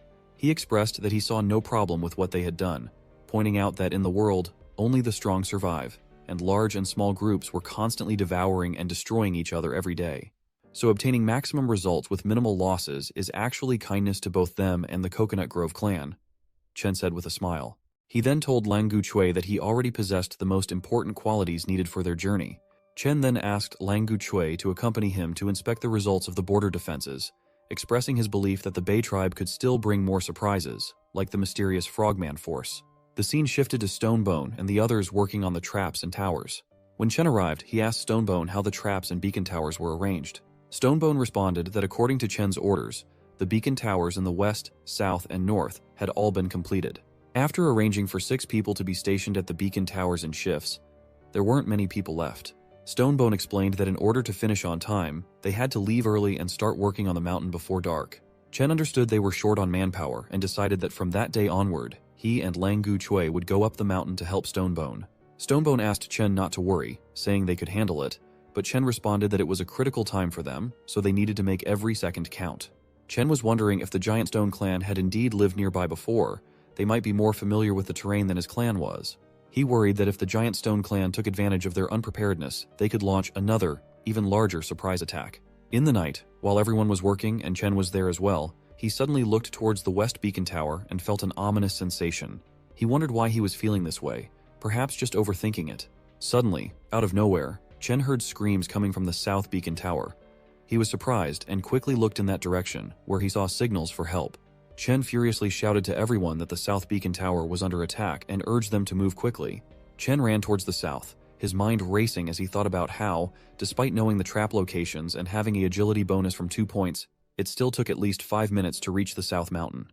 He hoped that nothing would happen during those crucial 5 minutes. At the South Tower, Huang Shi was patrolling when he noticed triggered traps very close to the tribe. He wondered how the enemies had managed to infiltrate so far.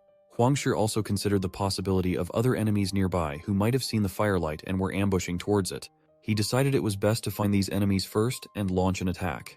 Huang Shi ran towards the source of the noises and attacked with his spear, but the enemy proved formidable, deflecting the spear and forcing Huang Shi to dodge.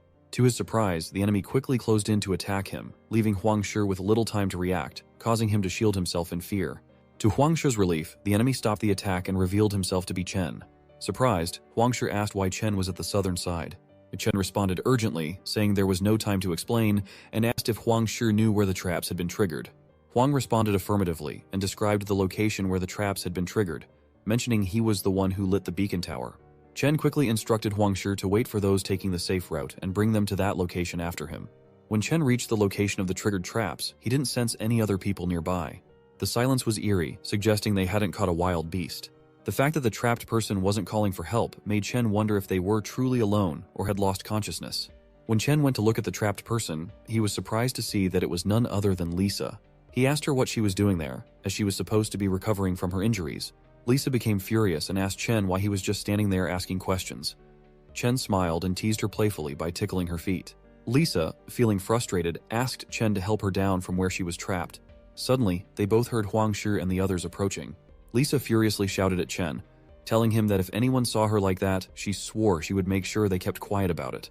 Chen became tense and asked Lisa to wait while he dealt with the approaching group. He shouted for everyone to stay back and not come any closer, warning them that the situation was very dangerous and they could die if they approached. Hearing this, Stonebone looked confused and wondered if Chen had fallen into an ambush. He questioned whether they should rush in to rescue Chen. Huang responded that he didn't think so because from Chen's demeanor, it seemed like he hadn't been affected negatively.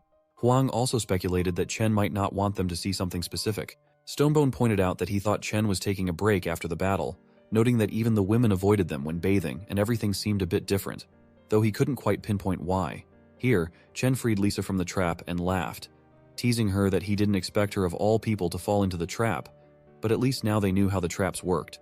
Lisa chuckled and commented that she didn't expect him to know so many strange tricks. Chen then asked Lisa what had brought her there in the middle of the night. Lisa shared that she had overheard some conversations among the Bay tribe in the evening.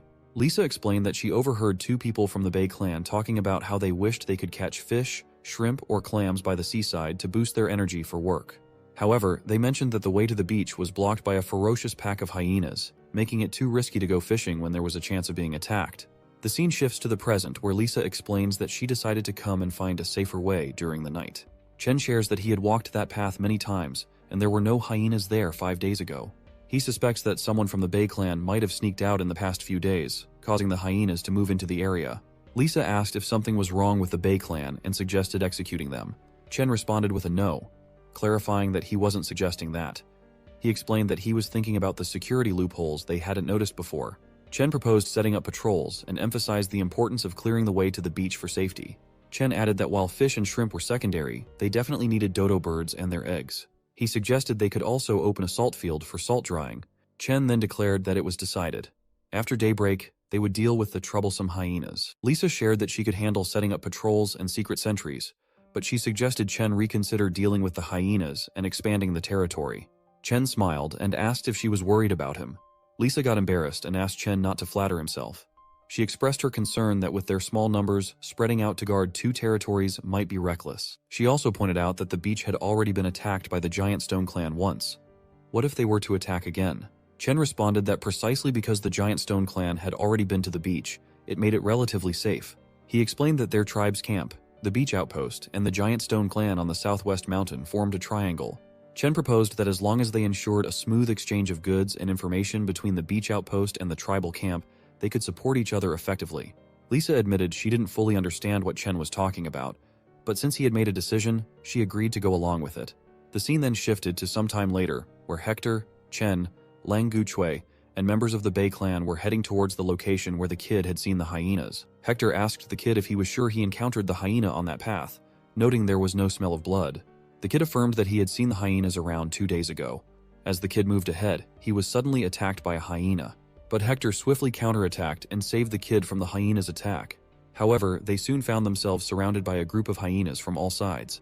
Lang Guchui cautioned Chen to be careful, but Chen smiled and reassured them that with the Bei clan as their allies, these wild dogs wouldn't pose a threat. At that moment, Hector suggested to Chen that he could take the group on the left, while leaving the right side to him. The fighting commenced, and the Bei clan easily engaged with the hyenas. Chen thought it was a good opportunity for him to observe what the new recruits could do. Suddenly, a hyena tried to attack Chen, but he easily blocked it by grabbing the hyena's neck. After a few minutes, everyone managed to defeat the hyenas. Hector expressed that it wasn't satisfying enough for him. Chen asked Hector to let it go and urged everyone to move forward. Moving further, Hector shared that it was their former territory. Upon reaching the location, Chen asked everyone to observe the cliff, explaining that it would be where they would build the outpost. He specified that it needed to be close to the cliff and spacious enough to house 20 people, with the beacon tower constructed above it.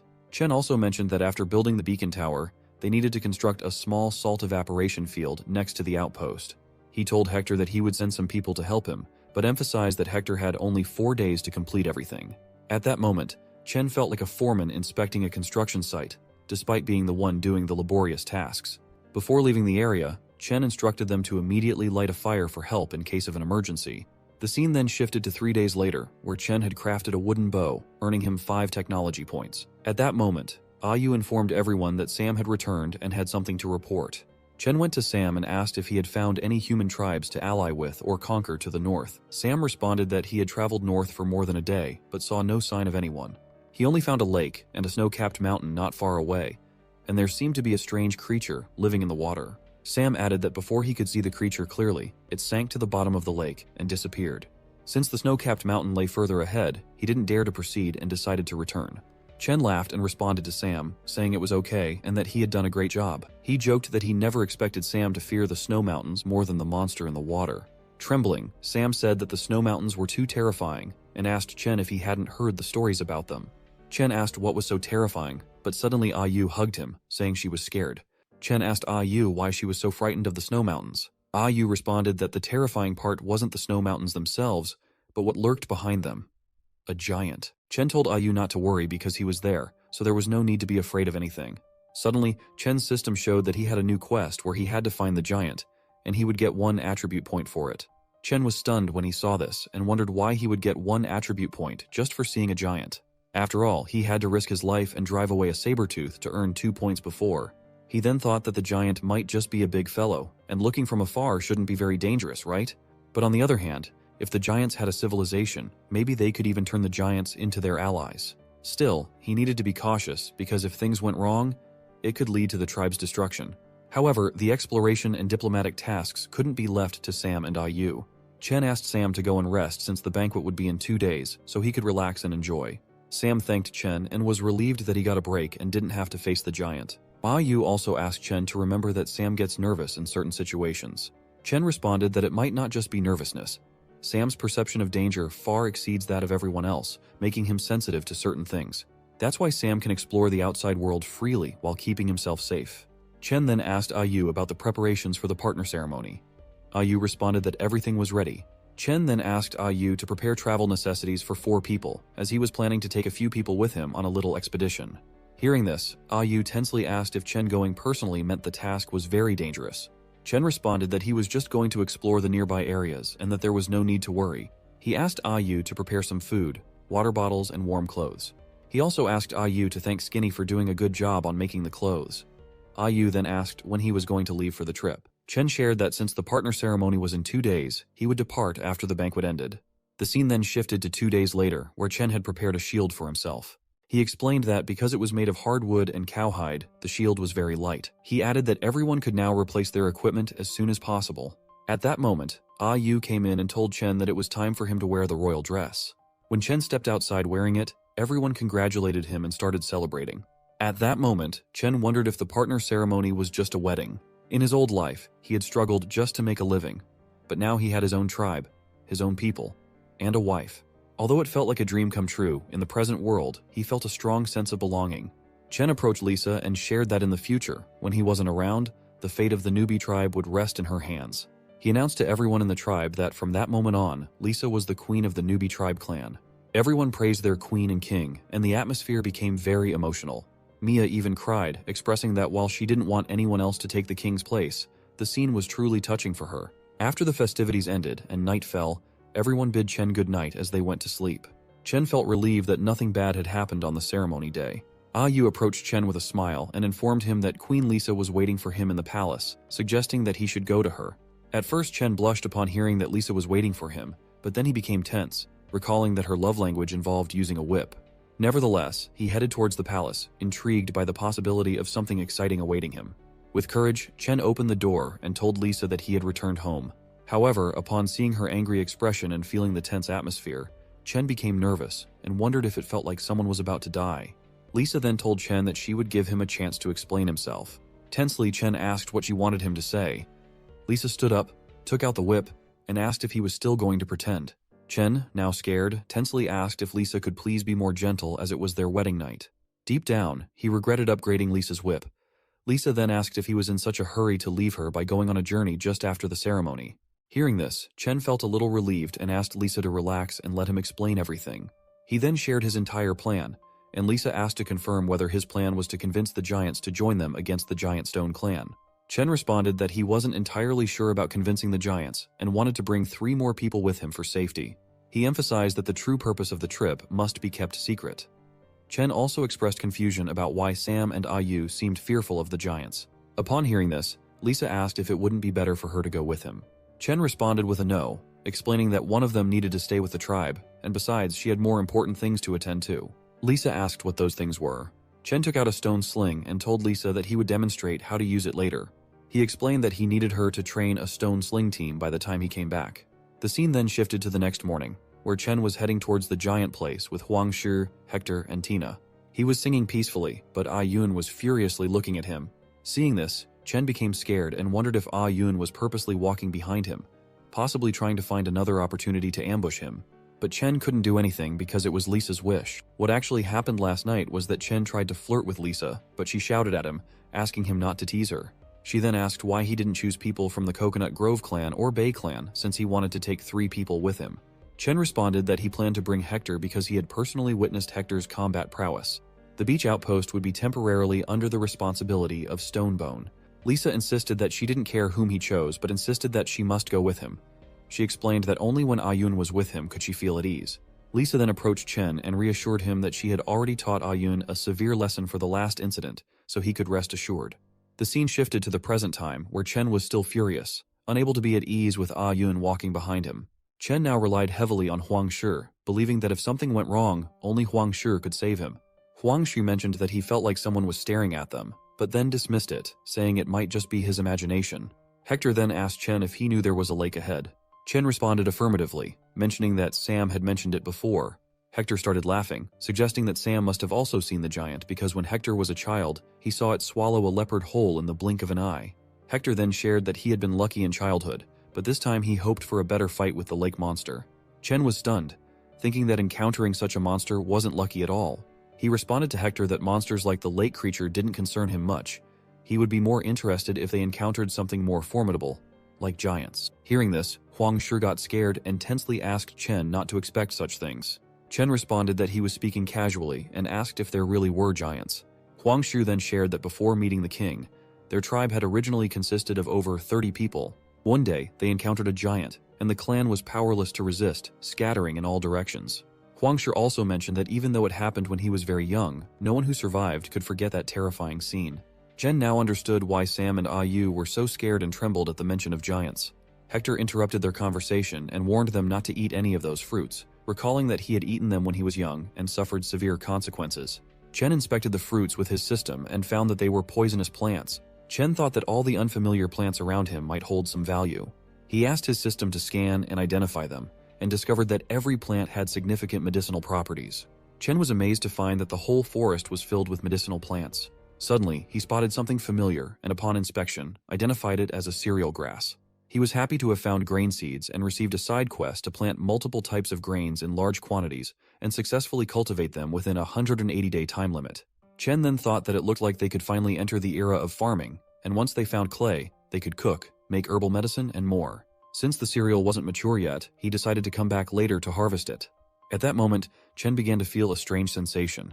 But it wasn't Tina's hostility. Huangshi pointed out something, and Chen looked at it seriously, expecting danger. However, he discovered a leaf with strong fibers that could be used to make ropes, fabrics, or paper. He praised Huangshi for finding something valuable, thinking it would lead to better clothes. However, Huangshi clarified that he wasn't referring to the strange grass, but to the sound coming from behind the bushes.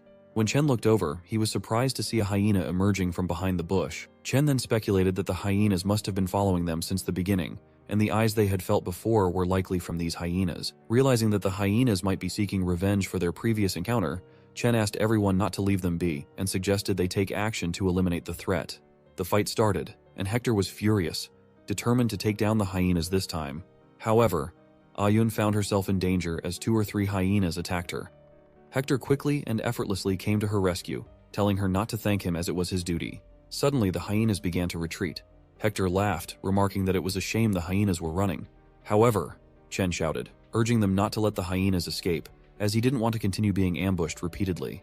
They started chasing the hyenas, but Chen quickly realized that even with his agility boosted by 2 points, he could barely keep up with their pace, making it impractical to continue the pursuit. Suddenly, Chen felt an eerie quietness behind him. When he turned around, he was shocked to see Ayun captured by an unknown type of plant monster. Chen wondered what it was, and upon investigating, he discovered it was a crimson king flower, a large herbaceous plant that secreted corrosive mucus from its center and actively preyed on nearby animals for consumption. Chen was shocked to realize it was a man-eating flower. He felt tense, realizing that first there were saber-tooth tigers, then giants, and now a man-eating plant. They were straying further and further from his understanding of the primitive age. Ayun tried to use her bone knife, but it slipped from her grasp, falling into the flower's mouth where it dissolved instantly. Everyone was shocked at this sight. Chen shouted and urgently asked Huangshi and Hector why they were standing around and told them to go and save Tina. Huangshi responded that they were not refusing to help. They too had been ensnared by the strange creature. Chen quickly began cutting through the vines of the flower, urging Ayun to hold on until he could reach her. Ayun shouted and asked Chen to forget about her, urging him to go and save Hector and Huangshi and escape. Before Chen could reach her, she was engulfed by the man-eating flower. Chen was now filled with fury but resolved to at least save Hector and Huangshi. To his surprise, hyenas also attacked from the rear. Hector played a crucial role by throwing something at the hyenas to knock them back. He shouted to Chen not to come closer, warning that it was a trap set by the hyenas. Huang also told Chen to run, reassuring him that he could make it alone and they would try to stall the hyenas for as long as possible. Meanwhile, Chen continued to struggle against the vines, noticing that they weren't fast, but that the hyenas were taking advantage of his distraction. Suddenly, he realized they were near dead trees. Taking a gamble, Chen took out some flint and struck it against the trees, igniting them. He knew that there was no creature that couldn't be dealt with a good oil barbecue. The vines began to burn, and Chen managed to rescue Ayun from the mouth of the man-eating flower. When Ayun emerged, Chen asked her tensely if she was okay, and if she could still move, emphasizing that time was running out and they still needed to rescue Huangshi. Tina's dress had been torn from the ordeal, so Chen gave her his royal dress to cover herself. After successfully rescuing everyone, they started running away. Chen continued to throw flintstones at trees, causing them to burn, ensuring they didn't have to worry about hyenas lurking behind. Suddenly, Chen spotted water ahead. He urged everyone to keep moving forward and jump into the water as it would keep them safe. However, a hyena was still following Ayun and was about to attack her. Chen saw that Ayun was in danger, so he asked her to watch behind and ran towards her to save her. He came under attack by the hyena, but managed to hold off its attack. Hector and Huangshi were also tense and unsure what to do. Chen urgently told everyone to run away as the fire was spreading quickly. He assured them he would follow right behind, though he was worried about wearing down the hyena before the fire reached them. Suddenly, an arrow appeared out of nowhere and struck the hyena, killing it instantly. When Chen turned back to see who had shot the arrow, to his surprise, it was Tina. He noticed that her talent for archery had been activated. Chen asked Ah-yun if she knew how to use a bow, and she responded that she had learned by watching him earlier. Ah-yun explained that she had twisted her ankle and was low on strength, unable to make it out on her own, urging the others to save themselves. Chen shouted at her, dismissing her suggestion as nonsense, and then lifted her onto his back, starting to run. Hector urged Chen to hurry up as time was running out. He also asked Huang Shi if he wanted to reach faster, suggesting that Huang Shi could carry him with his strength, but Huang Shi declined.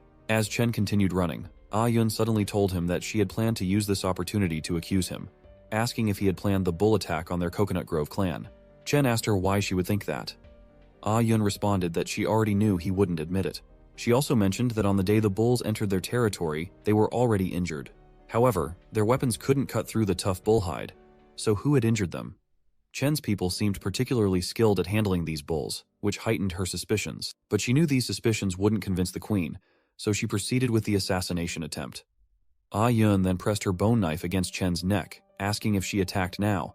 He wouldn't be able to resist, right? Or he could simply leave her in the fire and be done with the trouble once and for all. Chen asked her to hold him tight as they were nearing the edge, promising that afterward she could deal with him however she wanted. Ah-yun agreed, saying she would let it go for now but would keep an eye on him. She warned that if he ever betrayed Lisa or the Coconut Grove clan, she would kill him. Chen asked if that was settled, then accepted it.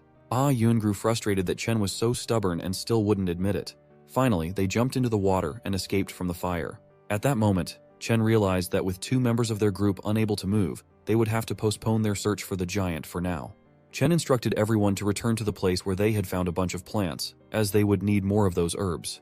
The scene then shifted to some time later, where Huang Shi was very relieved after applying the medicinal herb and feeling no pain.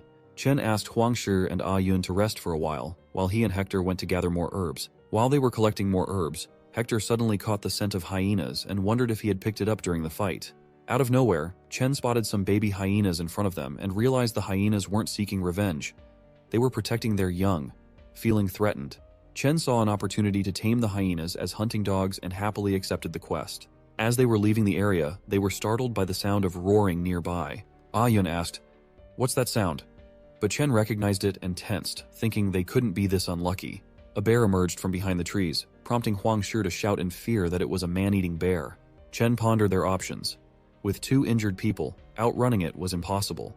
He instructed everyone to circle around and retreat while he kept the bear occupied. Hector and Ah-yun tried to protest, but Chen shouted at them to follow his orders without argument. He insisted they would only slow him down and stressed that they had only one chance to survive, so they must obey him. Chen asks Hector to get Ah-yun and Huang Shi to safety. Chen starts fighting the bear while everyone else runs away.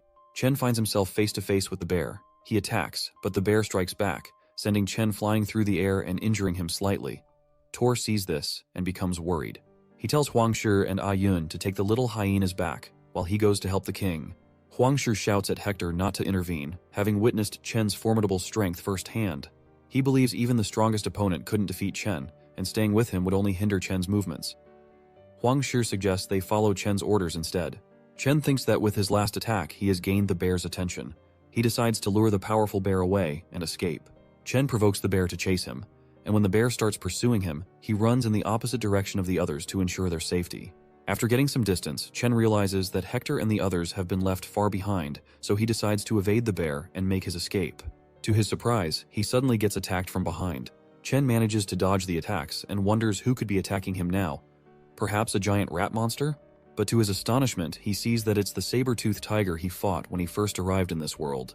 Even the saber-tooth tiger seemed surprised to see Chen again, but their reunion was interrupted when the bear caught up to them. Chen now found himself in a perilous situation, knowing he couldn't match the strength and speed of both enemies together. He contemplated whether to use the power of Pangu, but he knew that doing so would leave him weakened for a long time, possibly causing him to pass out for days. Moreover, even if he survived fighting the tiger and the bear in his weakened state, he feared that the giant stone clan might attack while he was vulnerable, leading to his demise. As both the bear and the saber-tooth tiger attacked Chen, he tried to maneuver away, hoping to let them engage each other in combat. Suddenly, his system detected extreme danger and activated emergency escape mode. In this mode, Chen would temporarily gain 20 agility points and convert strength to stamina for 600 seconds.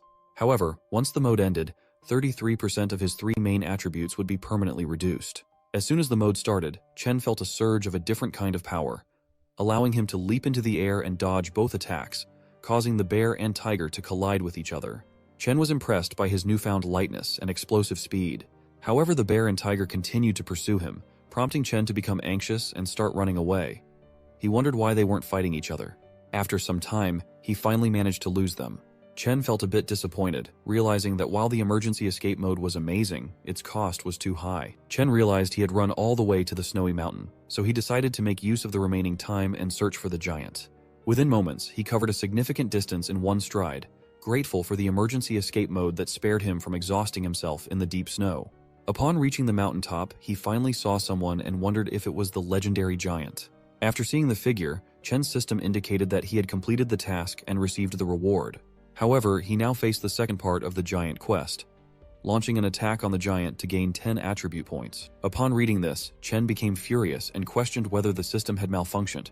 Suddenly, one of the giant's pets sensed something, prompting Chen to quickly hide in place. Chen thought about the tempting reward of 10 attribute points and decided to give it a try by running as fast as he could. He picked up a stone and threw it towards the giant.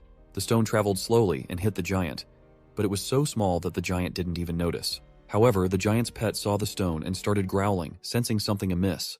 Chen became very excited after completing the task and receiving the reward of 10 attribute points. However, the system then showed a third part of the quest. Chen had to take down the giant alone to earn a reward of 100 attribute points. Seeing this, Chen was torn. The prospect of gaining 100 attribute points was incredibly tempting and could significantly change his circumstances. He debated whether to attempt it.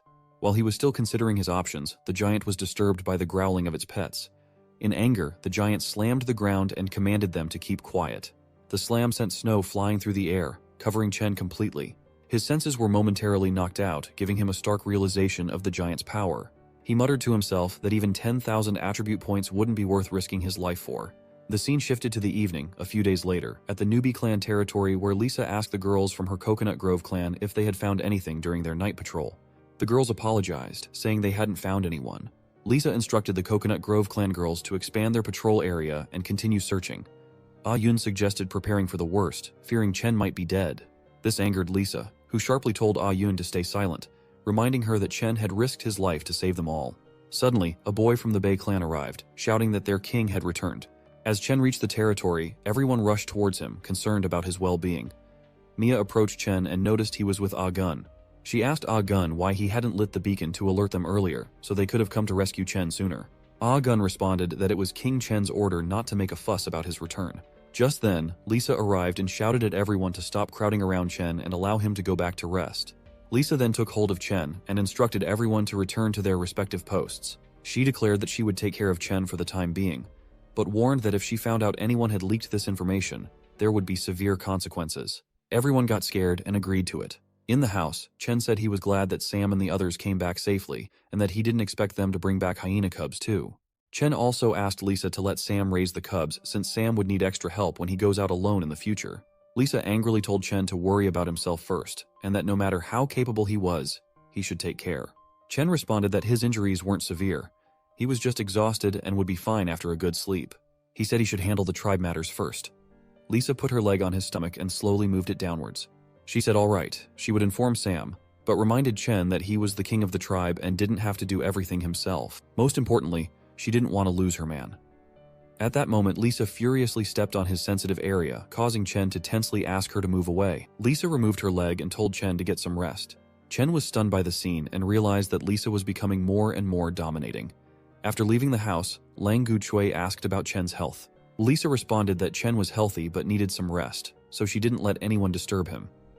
After that, Chen opened his system screen and was happy to see that even after losing 4 attribute points, he had gained 10 attribute points. For him, the trip was worth it. However, having high strength and low agility wasn't useful in critical moments, so high agility was very important for survival. Chen increased his agility first, and the system showed that his agility increased to 5 points, reaching a threshold. To increase it further, it required double the attribute points. Chen then wondered if spending double the attribute points to increase agility to 10 would hit another threshold, causing the required points to double again, and then quadruple, and so on. This meant getting 22 points in agility wouldn't be very easy. Chen then wondered if there was a threshold for everything. To check this, he decided to maximize each attribute to its threshold first. Chen increased his stone attribute and he felt an intense sensation, as if his body was going to burst. His shoes and pants tore because his size was getting bigger. He noticed that only 2 attributes were left to max out to their threshold levels. Tiredly, Chen lay on the bed and thought that he should add his next attribute points to stamina, raising it to its threshold level. Then Chen went to sleep. The scene then shifted to some time later, where everything was running smoothly in the newbie territory. Lisa was teaching everyone how to use a slingshot. She even did a trial run, hitting 6 targets, grazing 1, and missing 1. Out of nowhere, Chen arrived and praised everyone for their progress despite it being their first attempt. Seeing him, Lisa furiously asked what he was doing there since she had told him to rest. Chen responded that he was fit and fine, but Lisa noticed his new pants and thought he had been with another girl and was about to punish him. Chen quickly explained that it was just his increased power causing his clothes not to fit anymore, pleading with her to let it go. Lisa then told Chen that the Slingers team had formed, but it would take some time for them to become experts. Chen asked how Huang Shi and Ah Yun were doing and if they had recovered from their injuries. Lisa shared that Huang Shi didn't want to stay at rest and be a burden to the tribe, so he went to the south post to guard the beacon. She also asked Ah Yun to bring food and water to Huang Shi, so there was no need to worry about him. Lisa also mentioned that she was more concerned about Ah Yun because her injuries were less severe, but perhaps because she had scolded Ah Yun earlier. Ah Yun was in a bad mood. Chen said to Lisa that Ah Yun cares a lot about her and silently bears everything for her, so Lisa should treat Ah Yun better. Chen then shared that he was going to rest again because in a few days, he needed to go north and harvest those precious millet plants. During that time, he would also continue inventing. The scene then shifted after 4 days, where Chen had prepared a table of numbers from 1 to 9 and planned to teach them simple addition and subtraction later. Chen gained 20 attribute points for writing language and creating numbers. Then, his system showed that his technology points had reached 100, and a new technology shop had opened. This technology shop allowed Chen to exchange technology points for various useful tools and heritage plaques. Once items were exchanged, they couldn't be returned. The system displayed a comprehensive list of items and resources that Chen could exchange with his technology points. Excited by the array of choices, Chen carefully examined the options and decided to pick an item for the first time. It's intriguing to think about what item Chen might exchange first with his technology points. As for the potential conflicts like the giant stone clan attacking or tensions with Tina, those could add a lot of drama to the story. So be curious to see how it all unfolds. Stay tuned for more updates on the channel. After the tech store appeared, Chen carefully reviewed its contents and successfully exchanged 30 technology points for an iron cauldron. It was quite a good deal. He bought it not only because he could cook in it, but also because it was made of iron. You can carry it on your back and it will become armor. If you tie it to your forearm, it becomes a shield. However, its main feature is that it can kill the enemy at a crucial moment. Our hero was so happy with his new purchase that he didn't even notice the sounds it made. Luteng was worried about the king when he heard the sounds and decided to go inside to find out what was going on. Once inside, he witnessed an incomprehensible dance with a new thing, which greatly confused Chen. Trying to justify his behavior, he said that he was communicating with other gods and spirits. Nevertheless, it was time to use the cauldron for its intended purpose. The protagonist dug a hole with his own hands with an exit for smoke and a place to put firewood. All that remained was to put the cauldron on fire and boil water. Surprisingly, the system took these actions as progress and awarded another 10 points of technology, which was very encouraging. In the distant past, Chen liked a professor from whom he learned a lot of things. However, he never expected to be able to put it into practice. After the water boiled, he could add the main ingredients. In our case, Chen used the gifts of the sea and started making fish soup, mixing the ingredients thoroughly. The system added another 10 points for inventing new cooking methods, so today the food was twice as tasty for our hero. At the same time, Stonebone came in with some pretty good news. They were finally able to extract salt by evaporating seawater on the salt field, which earned them even more points. The appearance of salt had a good effect on the food, which added a great flavor. As a reward, Chen offered him to be the first to try the experimental soup, and then return to other tasks.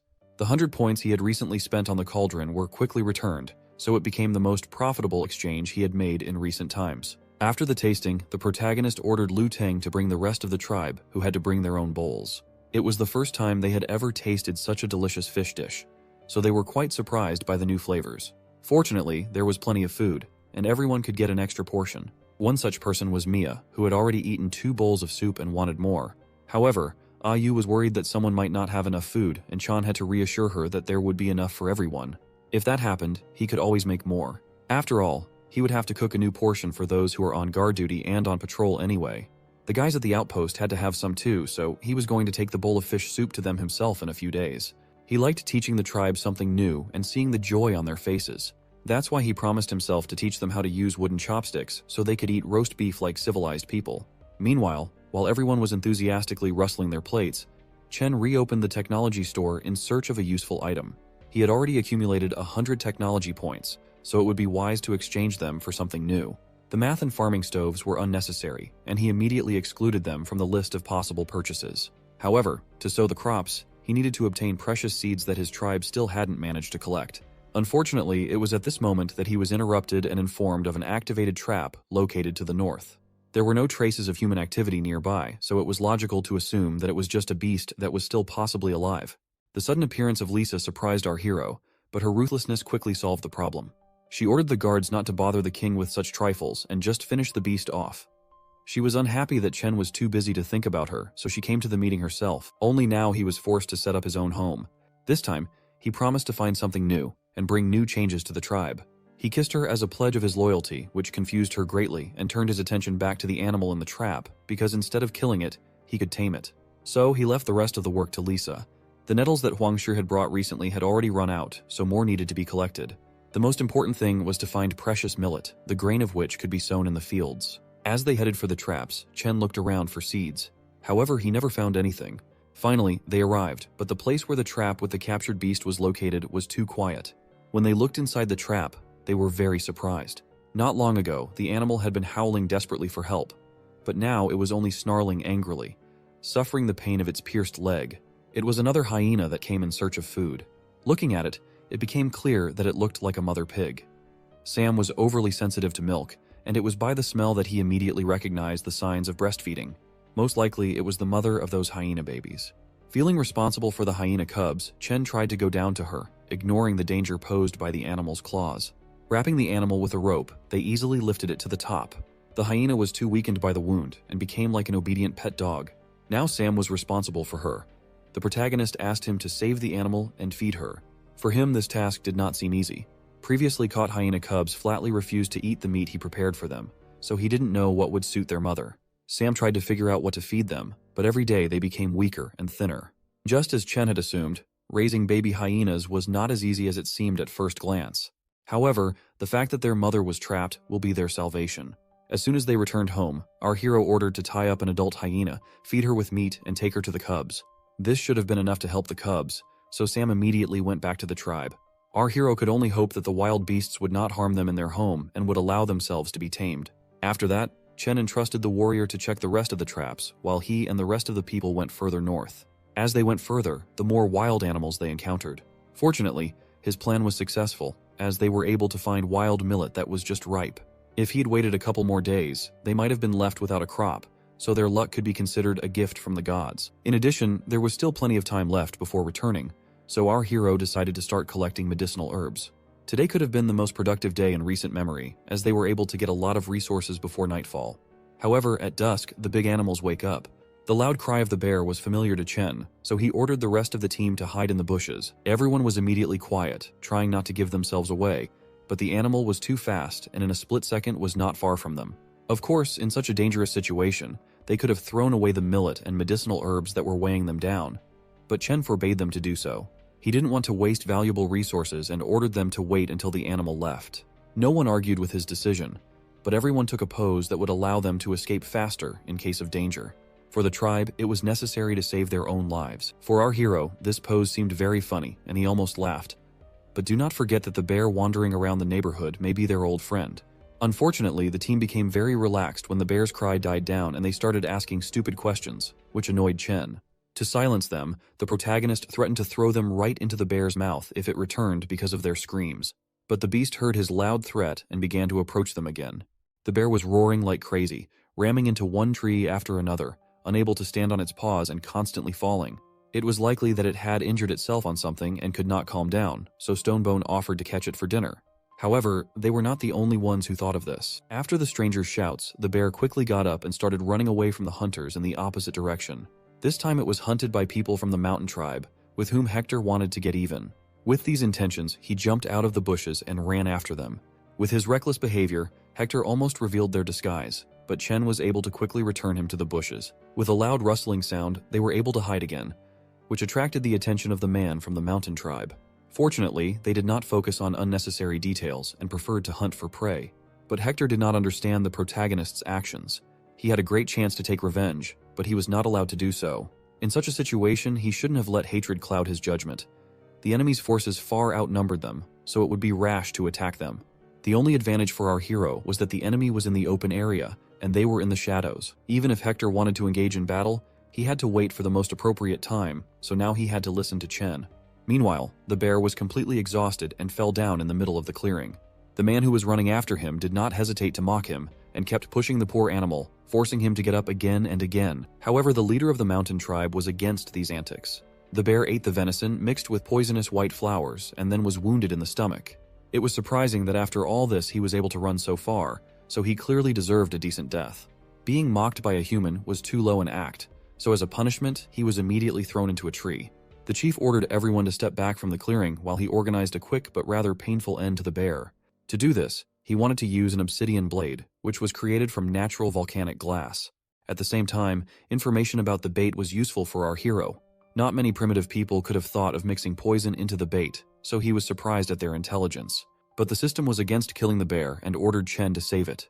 Forcing him to take a chance and start a war with a mountain tribe to save a bear that had recently tried to kill him seemed completely absurd. However, the system predicted the protagonist's indignation. If she refused such a rare mission, it would never appear again. The system did everything to ensure that Chen had no time to think, and he accepted the task at great risk to himself. He remembered all the unpleasant words and cursed the system as he approached the mission objective, so his anger gave him the opportunity to stop the obsidian blade. With his arrival, he ruined the entire show that the leader was preparing to show his warriors. Our hero's team dared to take away their prey, thus endangering themselves and enraging their enemies. Chen decided to trust the system's orders for now, hoping that the bear's sympathy would be worth the risk. After accepting the mission, the system notified him about a side mission. The bear was poisoned with common dope and wounded in the stomach. All that was required of our hero at the moment was to stop the bleeding and neutralize the poison in 10 minutes. Otherwise, the animal would die. Chen completely forgot about the poison when he accepted the mission. Trying to think about the situation, he realized that the task was only to save the bear, not to start a war with the mountain tribe. He also knew that it would be better not to enter into a fierce conflict with them, but he did not have time to negotiate a peaceful exchange with them. At the same time, the enemy leader recognized our boy, who had recently been in the sea tribe. His disrespectful behavior irritated Hector, whose name he did not even remember. This behavior made him grit his teeth waiting for permission to fight, but our hero did not respond to their conversation. Chen was too preoccupied with the system's notifications, which sent out warnings of punishment. In case of failure, certain parts of Chen's body, which are responsible for reproduction, would be shrunk by half. It was harsh even for the system. Chen immediately thought that Lisa would abandon him, leaving him alone with the harvested millet. He didn't want to end his reign in such a way, so he got really angry, showing his strength to his enemies. The protagonist was ready to lay down his bones to successfully rescue the beast, but he did not want to risk the others and asked them to take care of themselves. With these words, they finally got into a fight. Everyone tried to protect Chen while he was treating the bear. Fortunately, he managed to stop the bleeding in less than a minute, but the fun was just beginning. The next step was to neutralize the poison, which he had never encountered before. He was fully responsible for the treatment of the beast, and without his participation in the fight, the team began to lose. This battle could have ended in someone's death, because everyone had received serious wounds that prevented them from fighting at full strength. But they were ready to fight to the end, so that Chen could finish his work. Suddenly, the leader of the mountain tribe stopped the fight. The leader of the mountain tribe liked the Chen team. For a bunch of wanderers who had just gotten together, they performed quite well. As a reward for this, he was ready to act nobly and save their lives, if only they would retreat. But Hector was against giving up. His soul was filled with a desire for revenge, and he wanted to settle old bones this very minute. According to him, they were just warming up, and even though it was evening, they were full of energy. They wanted to scare their enemies and calm Chen, who was trying to deal with the poison. The time allocated by the system for treatment was running out too quickly. Chen had 6 minutes left, but he still couldn't figure out how to neutralize the poison. No matter what they said to him, our hero saw that even Stonebone was barely standing up. If this continued, he would simply fail the mission. In his heart, he could already feel the system laughing at him, but to save himself, he was ready to become a clown in a circus. Meanwhile, the leader of the enemy tribe accepted their refusal and bent his knee menacingly. He put a lot of force into this movement, and when his foot hit the ground, he created a shockwave of incredible scale. No one had ever seen such an attack before, so everyone froze in their tracks, not knowing how to fight on. Fortunately, Chen saved them. At the cost of his own weapon, he fiercely beat back the wave and kicked up a pile of dust. He didn't want to get into a fight with their tribe, but it looked like he was going to have to intervene. This aroused the chief's curiosity. Now he wanted to know the name of the tribe that had so fearlessly opposed them. He had only recently taken them for wanderers, but it seems he was very wrong in his guess. It was not his style to attack a small group of people with an army, so as soon as he learned what he wanted to know, he let them go. Instead, he promised to deal with Chen on another day, with the same number of people on both sides. Today, the leader of the mountain tribe was delighted to meet him, so he nobly retreated, taking the wounded with him. This included the guy he had thrown into a tree for mocking the bear. Now he was too sick and the others had to carry him. Thus, the tribe of newcomers, led by the protagonist, managed to avoid trouble. The only thing left to do was to solve the last problem, namely to remove the poison from the bear's body, which was causing him incredible suffering. And while Chen was treating the bear, the mountain tribe did not understand why the chief voluntarily gave away the prey. This behavior was too strange for them, but the lack of ginseng explained his decision. They used this plant to strengthen themselves. In addition, the supernatural power granted by the sorcerer was almost exhausted. Chen was not an easy opponent, since he was able to block a punch that had 70% of his strength invested in it. Looking at the relaxed posture of our hero, the leader was convinced that Chen was hiding something. In addition, his weapon seemed rather unusual and too well sharpened for such a weak tribe. Inspecting his obsidian blade, the chief promised to do his best in their next meeting. Meanwhile, Chen consulted with the rest of his team. Unfortunately, none of them knew how to neutralize the poison from the dope and just watched his actions. But some of them decided to ask why he was saving the bear. They thought it was just another prey for which they had just entered the fight. However, there was no time left for explanations. All they had to realize now was that this was a huge life-and-death situation. The system left him only one last attempt, so Chen used honeysuckle and burdock. These two herbs had the effect of neutralizing poison, but no one knew if they could neutralize the dope poison. Using brute force, they opened the beast's mouth and shoved everything they had at hand into it. The protagonist spent the rest of the time until the end of the mission, holding his breath. While waiting for a miracle, time passed too slowly, and only at the last seconds did the system take pity on the bear and send a message about the stability of the animal's condition. Now that the bear's life was out of danger, they could take a breath and relax. Hector was the only one who kept asking to go to chase after the mountain tribe, who didn't have far to go. Being a wise king, Chen explained that no one knows all the characteristics of the enemy army. If they acted rashly, they would suffer huge unnecessary losses. Even if he managed to win by some miracle, it would be nothing more than a Pyrrhic victory. He was totally against losing his men for revenge. Since the mountain tribe would come to them on their own, he would only have to think over a plan of action and accumulate combat power. Thus, he tried to convey this idea to them, and then sent them back to the village while he watched over the bear. Stonebone had to tell the queen to send reinforcements to the patrols and to post sentries while the guests were coming to them. Being alone with the animal, the night seemed incredibly long. Predators were constantly coming to the bear's scent, and our hero had to fight them off. All night long, Chen did nothing but fight off wild animals. He couldn't believe that they could be so tasty, and he ate the roasted meat with pleasure. Closer to dawn, the bear also woke up and turned his head at the smell of delicious food. Our hero offered to eat while it was still possible and kindly handed him a piece of meat. He didn't know if he ate cooked food, so he left a few raw rabbits in a separate pile just in case.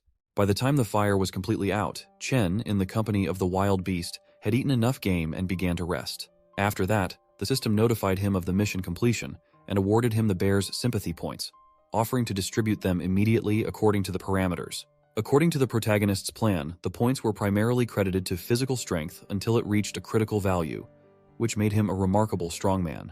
Chen liked this reward, and while he was rejoicing, the beast gave him a part of its food as a gift.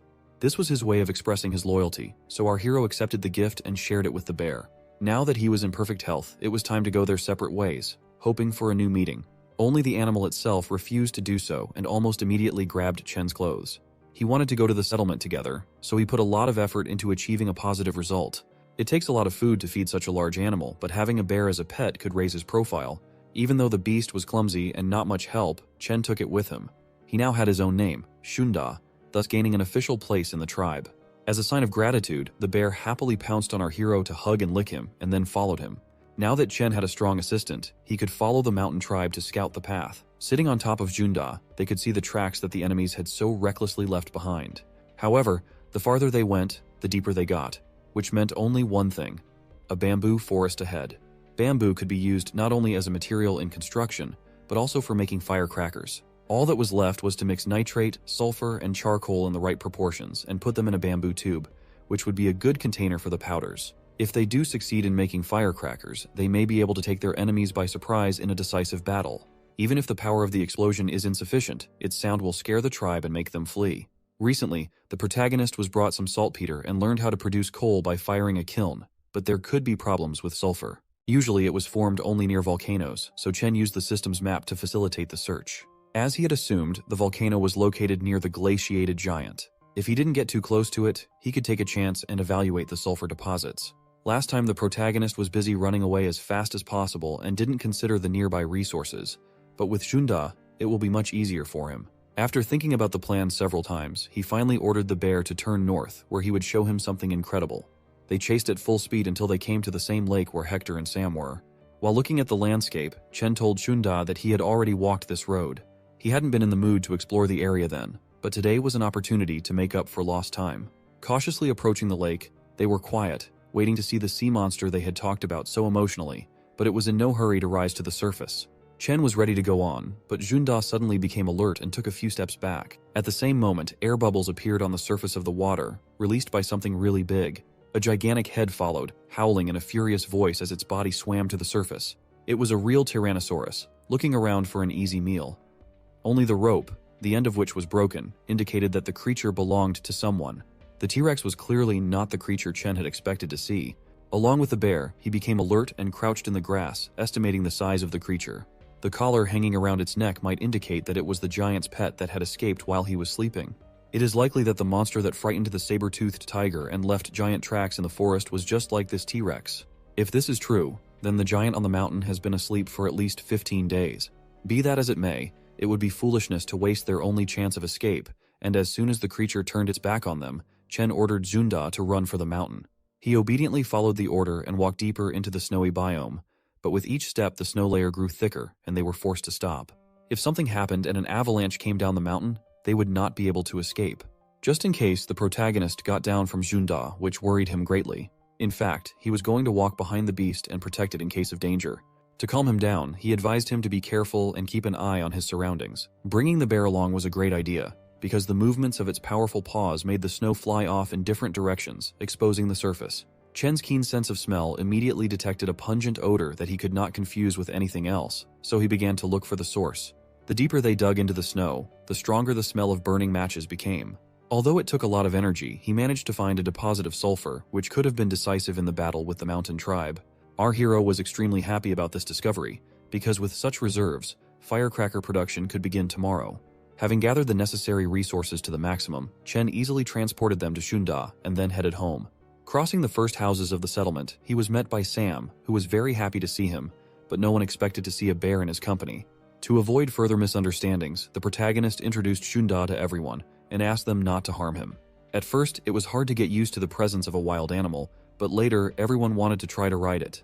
All of this could have been done with his consent, but Chen decided to avoid bullying the bear and promised to find another zoomorphic animal. After unloading the materials, Chen asked Ayu to dry the bamboo without going into details about its use, and then turned his attention to Lisa, who was fearlessly looking at the animal up close. She admired such a powerful beast and was proud of our hero, but her happiness did not last long.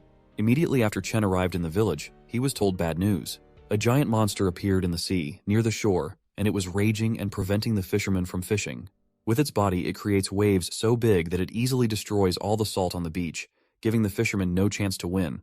After listening to all the pressing problems, the protagonist calmed the messenger down and personally went to the beach to assess the situation. Saddled with Junda, he arrived at the sea in a matter of minutes, where the remains of the boxes washed up from the beach were floating. It was an ichthyosaur, a large predatory marine reptile that looks like a fish, has an aggressive nature, and reproduces by eggs. At that moment, it was at the developmental stage and wanted to destroy all living things, reaching a length of about 7 meters. Its behavior alerted even Chen, but no one wanted to let it go free with impunity. If the ichthyosaur was not calmed down, it would continue to rampage, causing them great damage. To win, they needed to drive it onto land, where the reptile would lose half its power. After telling his plan out loud, Chen directed Shunda toward the sea and attacked the foolish ichthyosaur. At the first blow, the bear was thrown to the beach, forcing the monster to open its stomach for the attack. At the last minute, our hero managed to jump away from the bear, after which he plunged his axe into the reptile's flesh. His actions made the creature even more angry, and it twisted to grab Chen with its mouth and drag him into the depths. The ichthyosaurus was carrying Chen to the seabed at top speed to prevent him from breathing fresh air. Our hero realized that at this rate he would drown faster than he would be eaten, and he began to expand the monster's mouth with all his might. All this time, Junda was chasing him, so until the reptile went too far, he pulled it toward the beach, keeping its tail still. The bear was smart and followed Chen's plan, but it still had a hard time struggling. The ichthyosaur's jaws, coupled with the lack of air, were too powerful for an ordinary person, so it's no wonder the protagonist wanted to give up. But fortunately, a woman rose from the dark depths and saved his life. Wielding a pair of daggers, she successfully attacked along the ichthyosaur's body and forced it to let Chen go. The red blood instantly painted the clear water a murky crimson hue, obscuring the view of the girl herself. Due to the lack of oxygen, our hero's limbs began to gradually go numb, making it impossible for him to swim to land. He spent his last moments of lucid consciousness thinking about the girl who was skillfully swimming in the sea.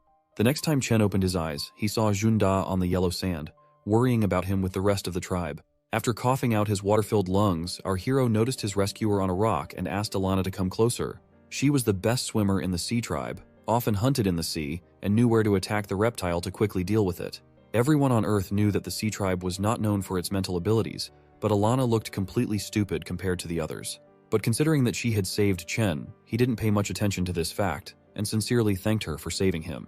Now he was only interested in where she had gotten the obsidian daggers. In fact, she had gotten them from a bad guy who had invaded their tribe's territory. Although Alana quickly answered this question, she later thought that they were trying to take the weapons away from her and almost started a fight. However, it didn't come to that, because she was explained Chen's position in the settlement, and she calmed down. It was hard for her to remember all the information about our hero, but she realized that he wanted to help the sea tribe. Once she was convinced that he could be trusted, Alana told him about the day when the mountain tribe unexpectedly entered their land. She quickly lost consciousness in a fight with them, and when she woke up, her brother Fang and other tribal members were locked in a cave. They were being exploited ungodly, forced to do all the dirty work, and when they had enough, Brother Fang proposed an escape plan. He was going to attack the guard and give his weapon to Alana, who was to cut the rope and jump off the cliff into the river. Fang was sure that this was the only way he could save her, so he ordered her to do everything he said without question. If the plan succeeded, she would first have to meet Hector, who was famous for his luck and had to survive. With her warlike nature, she would never have survived in captivity, much less come up with this plan, so Fang sent her to a confidant. At the same moment, the guard noticed suspicious activity on their part and approached to punish them for breaking the order. His recklessness played a bad joke on him, because at that very moment, Fang attacked him with the body of his prey, which was being forced to be dragged to the warehouse. Having successfully immobilized the guard, Alana was able to get his weapon, then jumped into the water and swam downstream. That's how she encountered the huge monster that was about to eat Chen and met her friends from the sea tribe. After carefully considering her story, our hero suggested that she go to the logger, where, according to her brother Fang's plan, she was to meet Hector. However, she did not want to go back with her bare hands. Given that there was a dead ichthyosaur in the water, they had to take it with them. They mounted the reptile on Zunda and dragged it along the sandy beach, leaving a trail behind them. Unexpectedly, in the middle of their journey, they met Hector and Stone Bone, who had come to meet their king. But they did not expect to see Alana in their company. The story of their meeting was a long one, but now Hector knew that there were about 10 more people from the sea tribe left in captivity. They needed to be rescued before the mountain tribe began to torture them, but going to them without a plan was too risky. Our hero tried to calm him down for a long time, but when he noticed smoke on the mountain, he was distracted.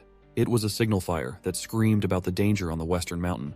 No animal, no matter how smart or agile, could light a lighthouse on a mountain, so Chen was very wary, and it was not surprising.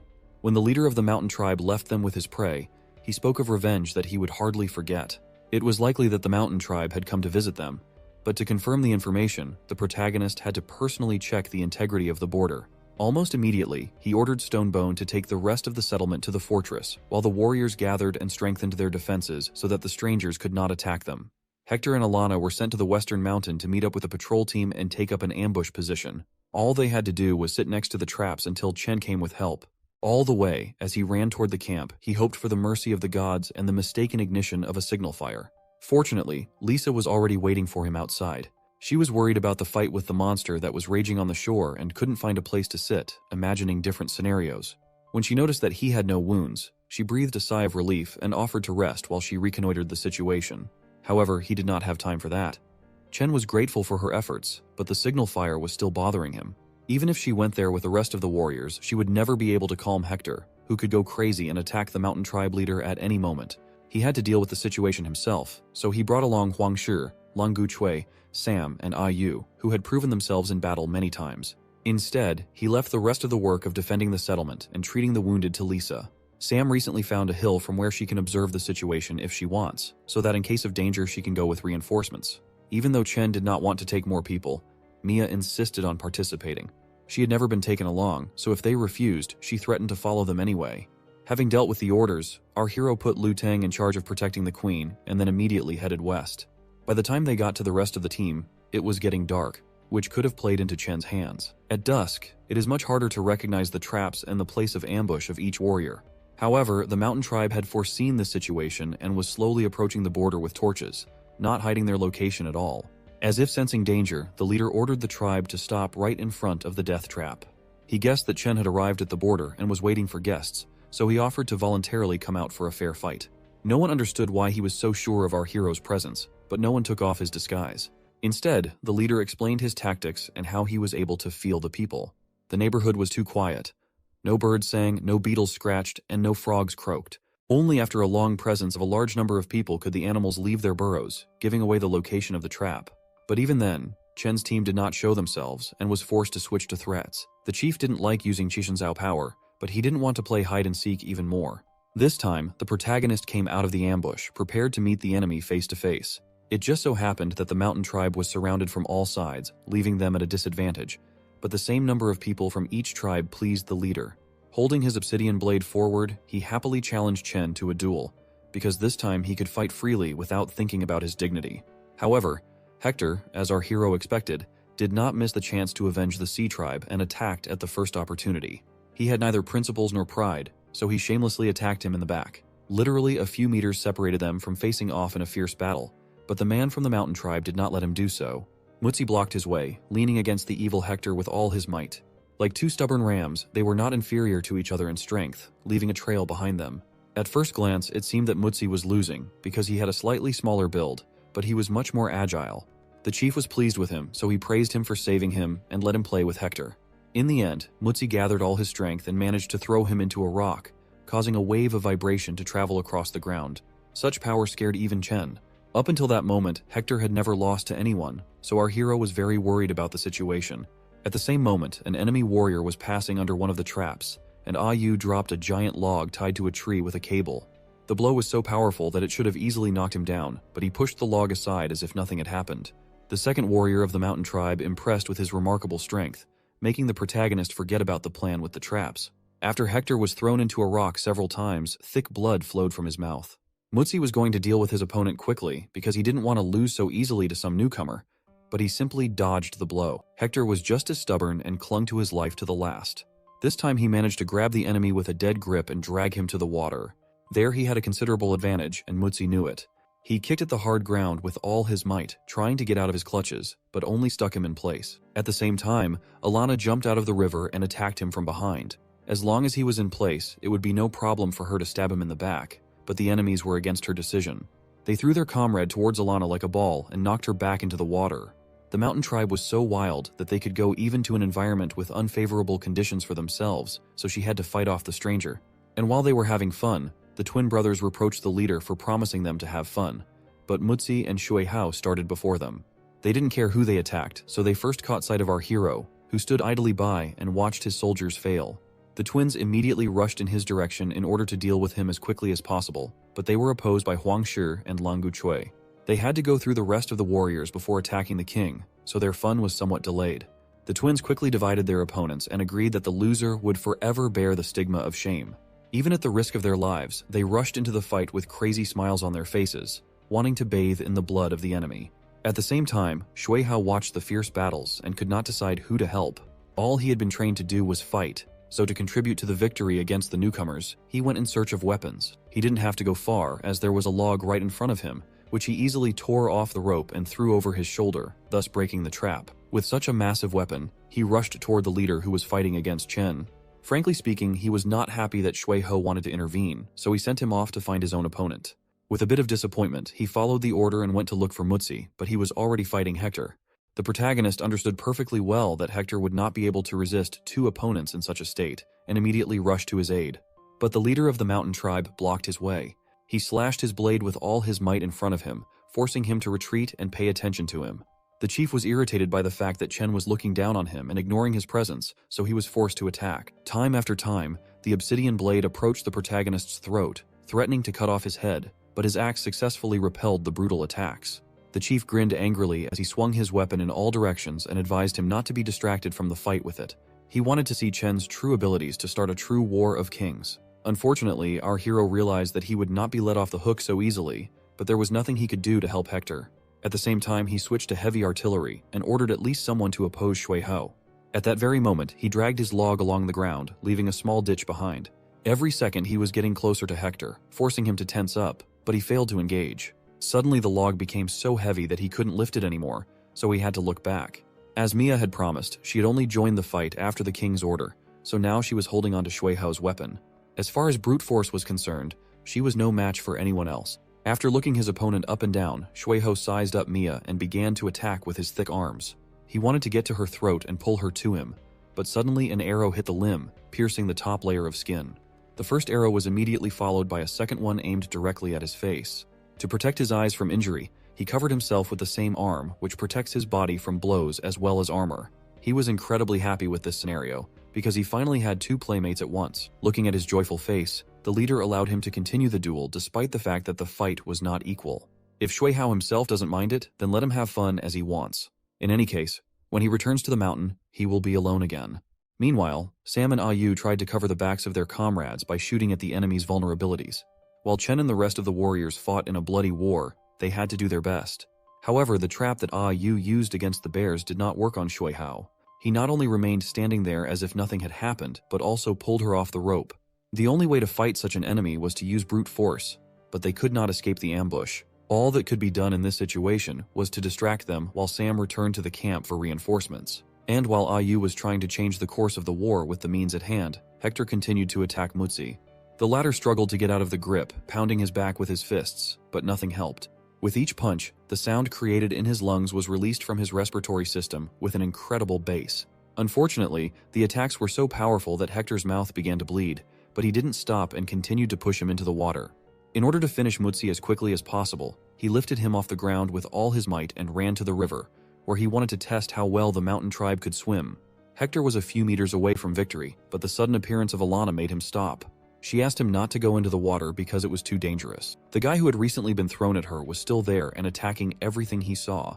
As a proof of this, her head was immediately covered by someone's hands and dragged to the bottom, which made Hector very nervous. However, a minute of worry cost Hector several more bruises. Mutsi continued to hit him in open areas, leaving red marks on his gray body. Attacks on the same spot provoked internal bleeding, and eventually he fell to the ground. However, even in his disadvantaged position, he held Mutsi to the last. Gathering the last of his strength into a fist, he abruptly lifted him up and threw him over his back, trying to make sure he hit his head on the ground. Having received a fatal blow, a stream of blood appeared on Mutsi's forehead, after which he lost consciousness and fell to the ground. Hector himself was no better off. He followed him to the ground and tried to focus his vision, but the picture kept blurring. Feeling incredibly painful, he left the fight to the rest of the tribe, hoping for their victory. At the same time, Lang Guchui and Huang Shi fought against the twins. They had prepared a special trick for them, which they had recently invented, and would not mind testing on the mountain tribe. For this purpose, they surrounded the twins from different sides and ran in their direction in synchronization while Xiaohu laughed madly. He couldn't believe that they were attacking them, so he was enjoying the ridiculous antics of the rookie tribe. Noticing that Lang Guchui was much slower than Huang Shi, the twins simultaneously attacked him, trying to ruin the plan. The twins did not hesitate to use the most insidious attacks, so in just a few seconds, Lang Guchui grabbed his eyes. Huang Shi was not going to watch idly by, so he immediately rushed to help his friend. Instead of attacking the blind man, he advised them to look for someone who could stand up to them. Without hesitation, he threw the axe he used to hunt ahead of him and hit one of the enemies right in the shoulder. Now they had an equal fight with equally wounded comrades. Left without a weapon, he knew that he would not be able to resist a person using an obsidian blade, so he raised a small shield in front of him. This way, he focused all the attention on himself, but it was only a small part of the plan. In a fierce fight, he also remembered to count the steps that would let Lang Guchui know when to attack, but the shield did not help him.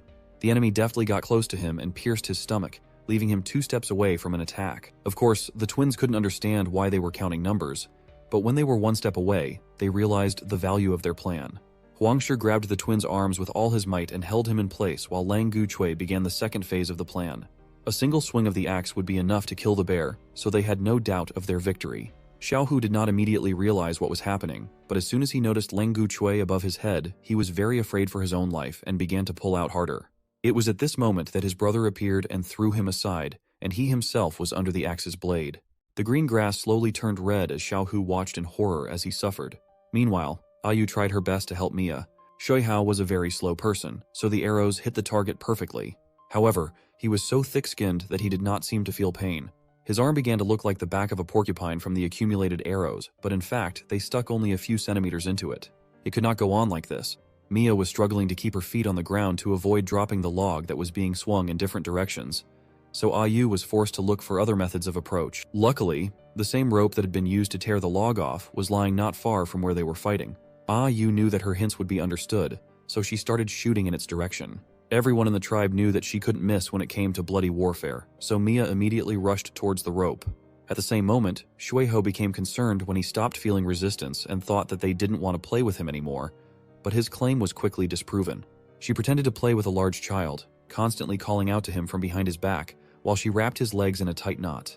Up to a certain point, he was having fun watching her run around him, but a sudden blow to the head on the ground brought him to his senses. Mia made every effort to knock him to the ground in one go, so she was heartily rejoicing in her victory.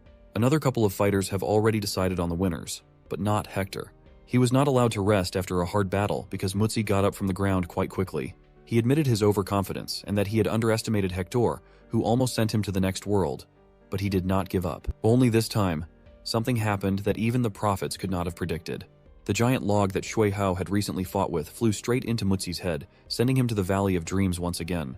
Now, Hector was ready to believe in his brother Fang's words about his luck, and admit that he was right. However, the battle was not over yet. The leaders continued to fight for their tribe, pushing each other back again and again. Their fierce struggle lasted too long, and their arms began to go numb. Chen knew that he could not withstand the next blow, but the enemy's situation was no better. Noticing the helplessness of the mountain tribe leader, the witch's servant brought him red leaves. According to her order, he was to use the herb, even though he did not like cheating. By burning the leaves, the chief would be able to return home safely, while the servant would hide from the smoke in the water and watch over the torment of the newcomers. Shortly before the war began, the witch warned him of the consequences, so the servant advised him to make a wise decision to prevent a loss.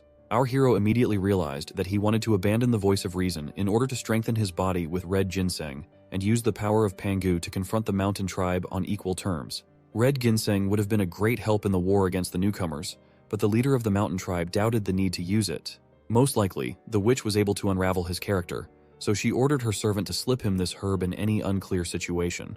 However, no one was in a hurry to set fire to it. Chen could not allow the situation to get to the point where the enemy would take advantage of it, and swung his axe with all his might, creating a shockwave so strong that several trees fell behind the leader. The servant was saved only because he miraculously noticed the attack that was directed at him and managed to jump away. Feeling our hero's gaze on him, he could no longer delay. If the leader himself could not light the ginseng, he would do it for him. Grabbing the torch, he picked up the leaves that he had dropped in fear and brought them to the fire, anticipating the scenario of the battle ahead. But the leader forbade him to do so. With a single stroke of his blade, he cut the stick and extinguished the fire, clearly realizing that he could anger the witch. When the servant asked him to explain his behavior, the chief replied that he did not believe his words. It was unlikely that the witch had given him such an order, so he ordered him to return to her and convey his will. Angrily clutching the leaves, the servant could not believe that he was being treated so badly.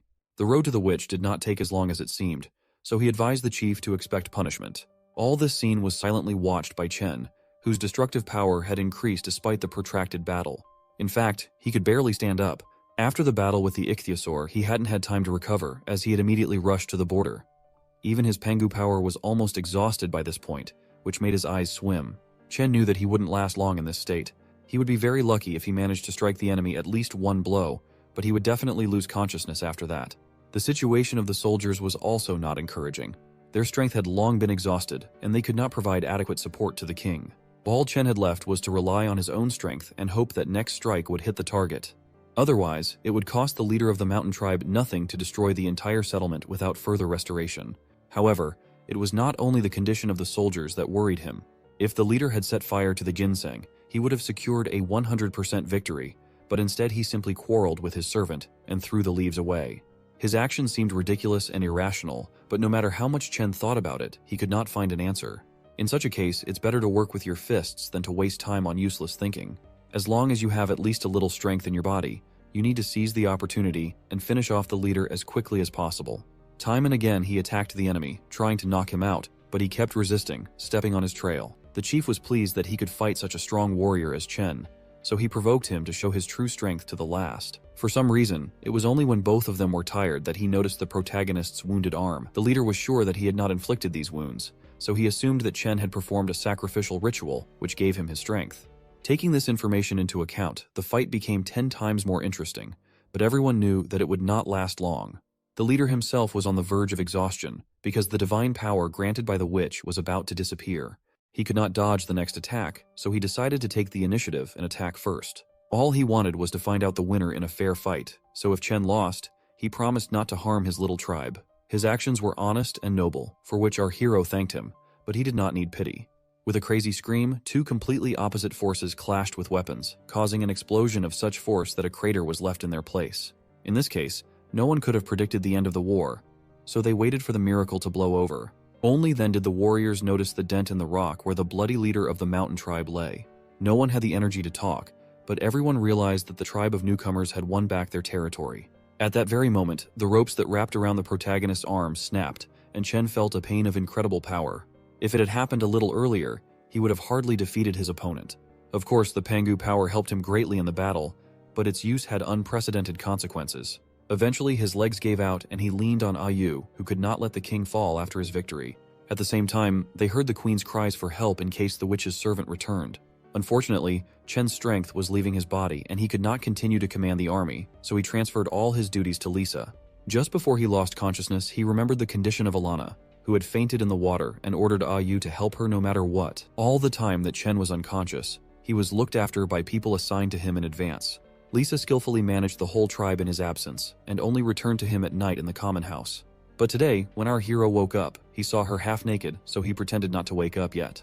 He didn't want to embarrass her by seeing her like that, but when she sat down on his bed, he could hardly contain himself. She ran her fingers over his body for quite a while, watching his reaction, and when she got tired of it, she warned him that she knew he was awake. Anyway, Lisa wasn't going to wake him up and wanted to play a little, which really embarrassed Chen. He instantly woke up and began to change the subject, as if he was worried about the tribe. Unfortunately, even talking about Alana didn't stop Lisa, who moved closer and closer to his face. As she said, now was not the time to ask such questions. Mocking him, she assumed that our hero could not even move, so she threatened to do everything to find out what he was capable of in this state. Frankly speaking, Chen had been prepared for such a situation for a long time, but he had imagined it a little differently. He thought that one day he would give it his all and prove to everyone his endurance, but because of Lisa's stubbornness, everything went wrong. He accepted the decision that she would dominate, destroying the image of a courageous king. But the system's sudden quest was a great shock. Its name was 7 times in a night, referring to the fact that the leader must be the strongest in many things. In addition, one of the 7 times must last at least an hour, for which you can get 5 nuggets as a reward. The reward itself was attractive, but the punishment discouraged anyone from participating in the quest. If the protagonist fails to complete it, he will be forced to change his orientation. Rereading the task, the protagonist could not imagine how he would complete it. After a fight with the leader of a mountain tribe, he hadn't yet recovered, not to mention his arm, so he was sure he would die rather than complete the task. The quest conditions seemed so ridiculous that they were compared to a fight with a boss, where the hero chooses suicide before the last blow. After thinking about the choice for a while, he realized that the system gave him the right to choose, so he decided to ignore the task until it disappeared completely. However, he did not count on the fact that silence is considered as consent. With screams of anger and attempts to throw Lisa off him, Chen cursed the system with all its stupid tasks. Today could have been the worst day of our hero's life, because he wasn't even allowed to rest. All he could do was hope for help from the outside, or that Lisa would take pity on him and go back to her duties. At that very moment, as if a gift of fate, Zunda appeared, ramming half the house and grabbing Chen. This time, he was more grateful for the kidnapping than ever before, because the system's task was not cancelled because of him. However, when the protagonist asked the bear to stop, it seemed to have not heard his orders. Shunda took Chen deeper and deeper into the forest, making him think that he would soon become food. If only he had known how it would end, he would have stayed with Lisa. Resigned to his fate, he endured the pain of Shunda's teeth until he was dumped in front of the cave. He did not understand why he was brought to the forest and what they were going to do with him, so he looked around cautiously. However, after the bear howled, the cubs came out of the cave and happily greeted their mother. Up until that moment, our hero could not have thought that Shunda was a girl, so he was very surprised that she had time to take care of children. At the same time, the system sent a new quest. 2 cubs were ready to join his settlement under the influence of their mother, so he had to decide whether to take them or not. Without doubting his choice for a minute, he took them under his wing. thus providing the settlement with reliable protection. In just a few years, the kids would grow up to become full-fledged warriors of the tribe. After confirming the system's request, he checked the number of villagers, which had increased by 20, and calculated the military strength. Now, including the cubs, out of 98 people, the net original strength was 68, and the remaining 30 were 3 man-eating bears. After reaching the 90 mark, the system issued a new main quest, where Chen had to expand his territory to 10 square kilometers and recruit over 300 people in 6 months. It had been a long time since he had received the last main quest, and if the system hadn't warned him, he would have forgotten. When our hero read the reward, he was delighted with it. But what does it matter when the tasks are so difficult? However, he had no choice. It was time to speed up the warriors' preparations for the attack and teach the rest of the tribe how to farm. With the support of 3 representatives of the man-eating bears, Chen could forget about his worries, providing the entire settlement with reliable protection. Saddled up with Shunda, our hero watched the cubs with interest and decided to come up with names for them out of boredom. This news pleased the mother bear, and she perked up her ears to hear Chen's suggestions. Most of his nicknames were not suitable for the formidable beasts that would tear their enemies to pieces in the future, so he settled on the most suitable ones. He named the brown bear cub Jun and the red bear cub Jun-san. Unfortunately, they didn't know what these words meant, but sensing their mother's pleasure, they began to crouch down by her side. Whatever the case, the quiet times would soon be over, and he would have to deal with a huge pile of cases again. Looking at the system map, Chen was happy to read the information about the tribes in his neighborhood and build a plan of invasion. In fact, this map was quite useful in its application. Our hero knew that he had not passed near the camp in the west, but he already knew the information about the surroundings, guard posts, and traps. Over the next 2 days, Chen planned to teach some of the newcomers the basics of agriculture, and then go on a reconnaissance mission with a calm mind. But for now, he just wanted to eat. After the war with the leader of the mountain tribe, he hadn't been able to taste the meat of the ichthyosaur, so he hoped that they had left him a piece. Much to his surprise, no one touched the reptile without the chief's permission. The whole village knew that Chen was the best cook of them all, and they just waited for him to recover. 3 days passed in this way. The time for rest was gradually running out, and the protagonist had to pack his things to visit the neighboring tribe. To do this, he took a bear with him, which he began to use more often as a riding animal. Finally, Ayu and Lisa came out to see him off and wish him a successful exploration. He left the cubs in the care of Huang Shi, who was responsible for the hyena cubs. He also asked Lisa to watch over the warriors so that they would not kill each other with the new catapult. He left Alana in charge of Ayu. Unfortunately, she still couldn't fully recall the recent events, so she needed careful supervision. All of these points were so important to him that Lisa was tired of hearing about them, so she hurriedly chased him out of the house. However, he was still concerned about Ayu's behavior.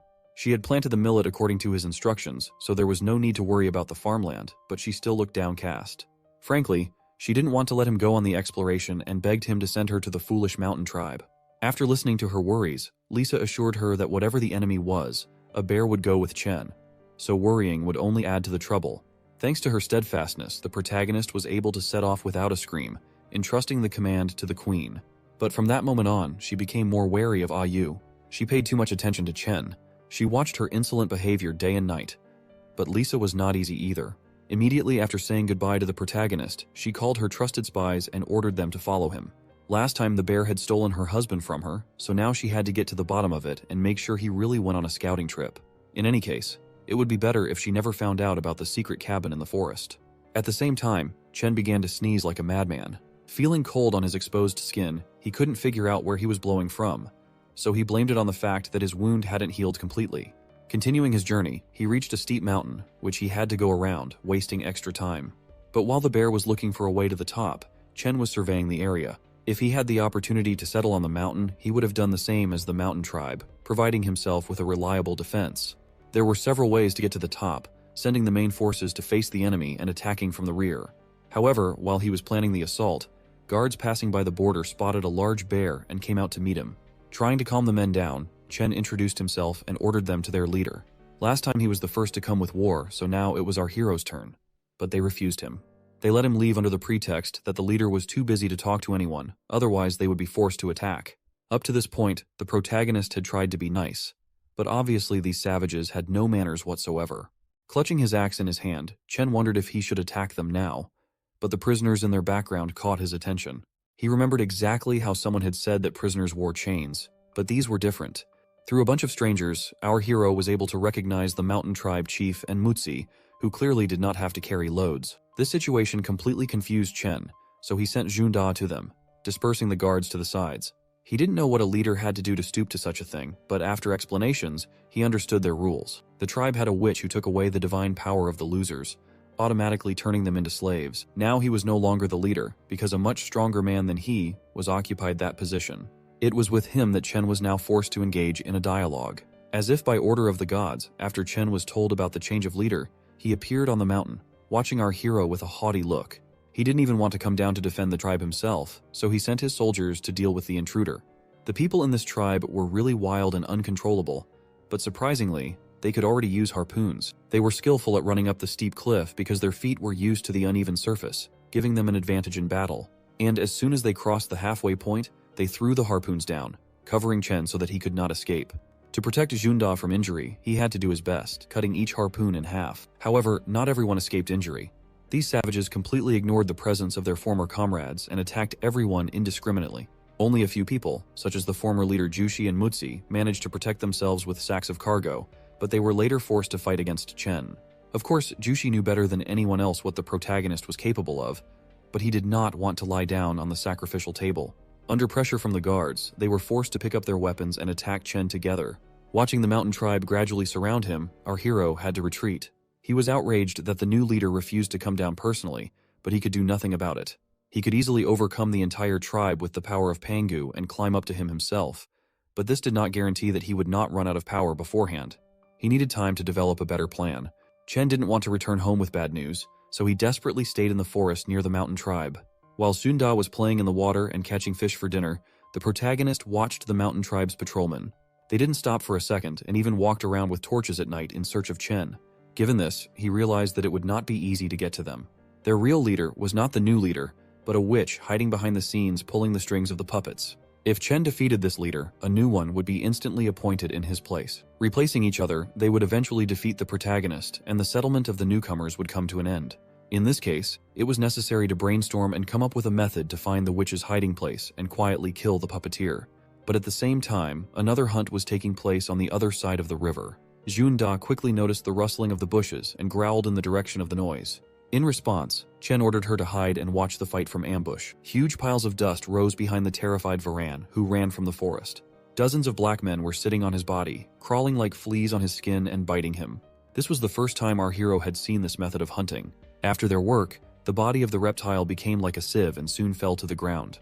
Surprised by their speed, Chen accidentally waved his hand, which hit a branch with dry leaves and rustled incredibly loudly. The herd of strangers, as he called them, immediately turned in the direction of the sound, but there was no time to investigate and they simply ran away. It was only by a miracle that Chen avoided an unnecessary fight, so he breathed a sigh of relief when they disappeared. However, he never saw the men, and his curiosity began to eat away at him. Our hero told the bear to stay put while he crossed to the other side to make sure they had left. He tried to walk quickly and unnoticed, but for some reason he could not catch up with them. Given the size of the gobies, he did not understand how they had managed to get so far. It was quite possible that their lair was nearby and they had hidden the beast there, but he would not be able to find out. Incredibly quickly, from an ambush, he was attacked by a woman who tickled his body with her fluffy tail. Her ears moved chaotically independently of each other while she happily called Chen a naughty boy, except she was attacking the wrong person. Looking at his face, she realized that she had been chasing an innocent man all along because he did not belong to the werewolf tribe. The girl was amazed at Chen's movement skills because only werewolves could run so fast. But she didn't know that our hero's agility was not due to his belonging to this tribe. He tried to peacefully resolve the misunderstanding and explain the situation to her, but the pursuit of women in camouflage outfits made him alert. They quickly left their seats, heading toward Chen, causing the stranger to quickly dismount. To protect herself from her pursuers, she jumped onto the first branch of a tree and began to cry out in indignation. Even though she recognized the protagonist as her friend, it was not a reason to attack. Of course, it was foolish of her to invade and run around in someone else's territory, but she had a reason. Finally, she warned them of the dangers that lurked on this side of the river and advised them to get as far away as possible. After that, she disappeared as quickly as she had appeared, leaving our hero to deal with the pursuers. They turned out to be the same spies that Lisa had assigned to Chen. At first, he wanted to ask them if they knew anything about werewolves, but when he received a negative answer, he moved on to another question. He wondered how Fen ended up in the same forest as him, so he took her by the chin and forced her to look him in the eye. For her, it was like being tortured with hot coals. She was ready to fall through the ground from embarrassment and almost gave out all the information.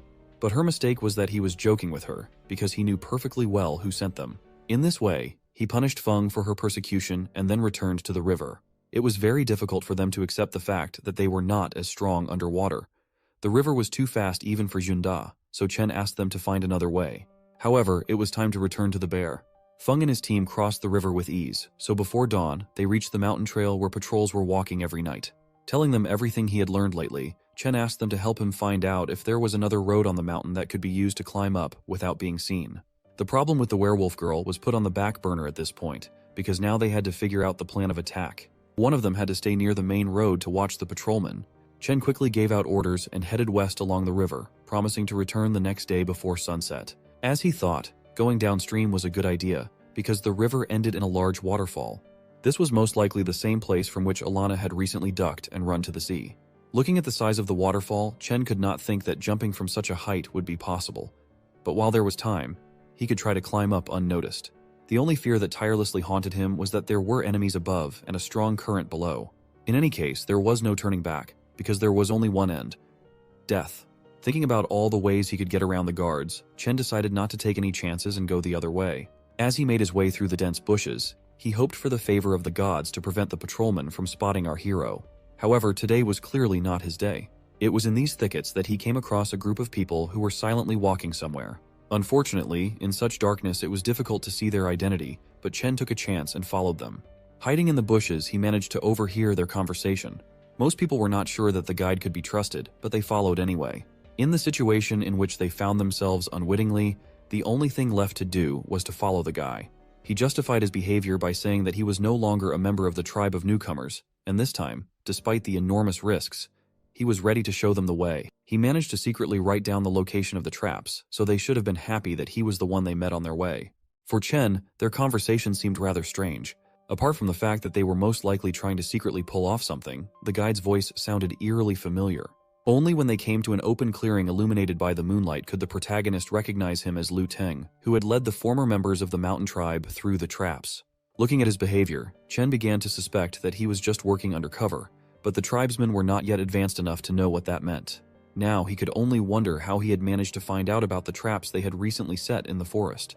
Instead of attacking them under the cover of dusk, Chen decided to follow them and see how it all turned out. Soon, the moon gave way to the sun, and the former members of the mountain tribe were forced to continue their journey under the rays of hell. Most of the team was exhausted and wanted to take a break, but Lu Teng forbade them to stop. Under the pretext that there was not much further to go to the mountain, he lifted the twins to their feet and forced them to continue. The desire to kill our hero should have given them an incentive, but it did not. They overcame the journey, which was originally designed to take 1 day and 1 night, in just half a day. If they had divine power, everything would have been much easier, but now they had to reach the tribe of newcomers on their own. Pointing to the observation tower, Lu Teng reminded them that guards would surely come from there and would eventually notice them. They would not be able to disguise themselves in such an open area, especially given the size of the Shui Hao, which can be seen from several kilometers away. No one would want to be buried in some thicket, so Lu Teng sent everyone back to the mountains to do the work of prisoners. Using a lot of tricks and manipulations, he tried his best to bring them to the tribe of newcomers. This time, he encouraged them by telling them that there was a trap zone not far from them, after which they could easily get to the settlement. Jushi also tried to encourage others.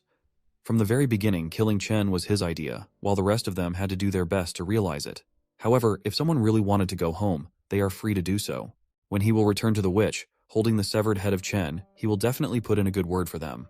But everyone wanted to regain the divine power with their own hands, so they obediently went forward. Even Xiao Hu, who had hoped to return with his brother, followed them, convinced that today Jushi would need them more than ever before. Meanwhile, on a neighboring mountain, Huang Shi was scouting the area. At first, he thought that hungry travelers were approaching him, but when he spotted Lu Teng among them, he began to shout. He didn't understand why they were going into the trap zone, so he began to actively draw attention to himself. Huang Shi told them as loudly as he could the route they had to take to get back, but he did not see a response. With his kindness, he only ruined Lu Teng's perfect plan, which he had barely dared to start. If they had met someone else, he would not have tried to save them, but would have most likely called a patrol to arrest the offenders. Now, he could only hope for the reliability of the traps, which he had to activate by any means necessary. At the same moment, Lu Teng, as if by accident, hit the tripwire that activated the coveted trap. The ground under their feet instantly shook, and they fell screaming into a deep pit with pins lining the bottom. It didn't matter to him how seriously they were injured, because it was enough to leave at least one witness alive, through whom Chen would find a way to contact the leader of the mountain tribe. Now everything depended on Huang Shi's speed. In the last moments before he lost consciousness, Lu Teng hoped for the patrolmen who were supposed to bring our hero before they died. Only Chen appeared in front of him much earlier. He successfully pulled out all the victims and treated their wounds while waiting for Lisa's reinforcements. He didn't treat the wounded to the end, so the need to tie them up with ropes disappeared by itself. Even if they woke up right now, they would not be strong enough to attack the healthy soldiers. Lisa was in full solidarity with his decision, and even offered to use them as her own servants. Only Lu Teng, the man who had betrayed her, asked to be left in the weak state in which he was found. Lisa wanted to punish the vile traitor with her own hands with her whip, but Chen blocked her way. They could not draw conclusions about him now, because everything would be decided only after Lu Teng woke up. However, the tribe supported her decision. A few prisoners would suffice for interrogation. It was not necessary to leave them all alive. Besides, the medicine was running out right before his eyes, so he couldn't waste such valuable resources on outsiders. Recalling the character of Jushi, everyone knew that he could not be easily forced to betray his community. Even when he was treated as a slave, he did not lose hope of returning to the ranks of the warriors and proving his loyalty. He was closely connected not only to the tribe, but also to the twins, Mutsi and Shuiho, so he cherished them. He had promised Chen last time that he would not kill his people, so he wanted to return the favor. Despite all the persuasion he received from Lisa non-stop, our hero decided to cure them in the hope that Jushi would eventually obey.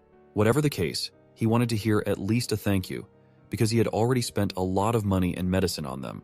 And so, thanks to one merciful decision, Lu Teng was transferred to the house, and they proceeded to interrogate Jushi, who had just regained consciousness. To do this, Chen gave out orders to everyone, and he took him to the most remote place in the village so that unnecessary ears would not hear their conversation.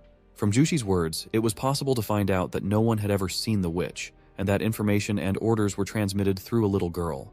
Even the most important sacrifices were performed by her. She claimed to be the witch's messenger, immune to the power of the curse. According to the girl's words, the witch's body was wrapped in cursed symbols, and anyone who approached her would die. Since the mountain tribe had seen the divine power at work with their own eyes, no one dared to doubt her words.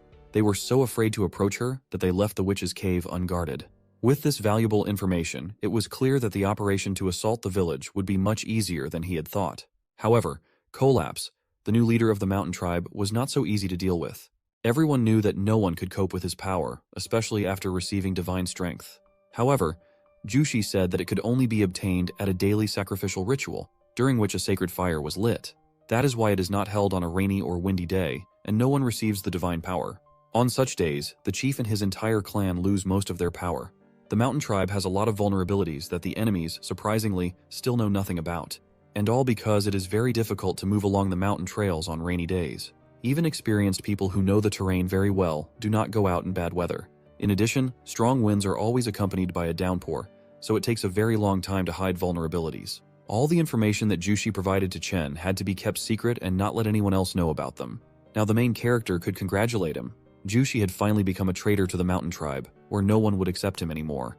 Instead, Chen offered to join him. His offer was tempting enough, but Jushi immediately refused. Regardless of who asks him and under what circumstances, he never gives out secret information. But when talking to our hero, he did not want to hide anything and voluntarily told everything. Jushi sincerely thanked Chen for personally calling him a worthy traitor, but he still couldn't accept his offer. However, no one forced him to accept it. On the contrary, he was given his belongings and a place to wait for the team to be completely cured. Now that they had a real conversation between two intelligent people, Chen hoped that they would not be enemies the next time they met. 5 days passed in peace and harmony. During this time, the tribe of newcomers prepared everything they needed to make firecrackers and began to fill the bags with ingredients. Lu Teng helped them with this. Yu was worried about our hero and couldn't believe that the traitor was allowed to walk around the village, so as soon as they were alone, she asked him about it. However, the only thing he could not be forgiven for was the look of a traitor that he put on to get information from the mountain tribe. He had practically sacrificed his life for Chen, so there was no reason not to trust him. In addition, this morning Jushi left the camp with the rest of the team. They took food, water, weapons, and basic necessities with them, because it is assumed that they will have to wander in foreign lands for some time. The protagonist provided them with everything he could, and the rest was up to them. After saying goodbye to them, the tribe of newcomers could start preparing for the assault. Weapons, shields, armor, poison, food, firecrackers, all of this was almost ready, so they just had to wait for the storm and hope for their own luck. On the last day of preparations for the attack, the rookie tribe was busier than ever before. While everyone was distributing the accumulated resources among the warriors and preparing for victory, Chen was bargaining with the system. He was outraged by the fact that he had to spend 70 technology points on just 3 hemostats. Until that moment, he thought that the store's price would remain stable all the time, but then it started doubling after each purchase. However, there was no choice, and our hero had to dance to the tune of the system. Waiting for the appearance of the commanders-in-chief of each squad, he cursed it, but continued to make purchases anyway. Eventually they came. The queen brought Stonebone, Hector, Lu Teng, and others with her to discuss the assault plan. First, they had to divide all the soldiers into 4 groups. Hector was ordered to choose 3 reliable subordinate troops and go to the mountain with Feng.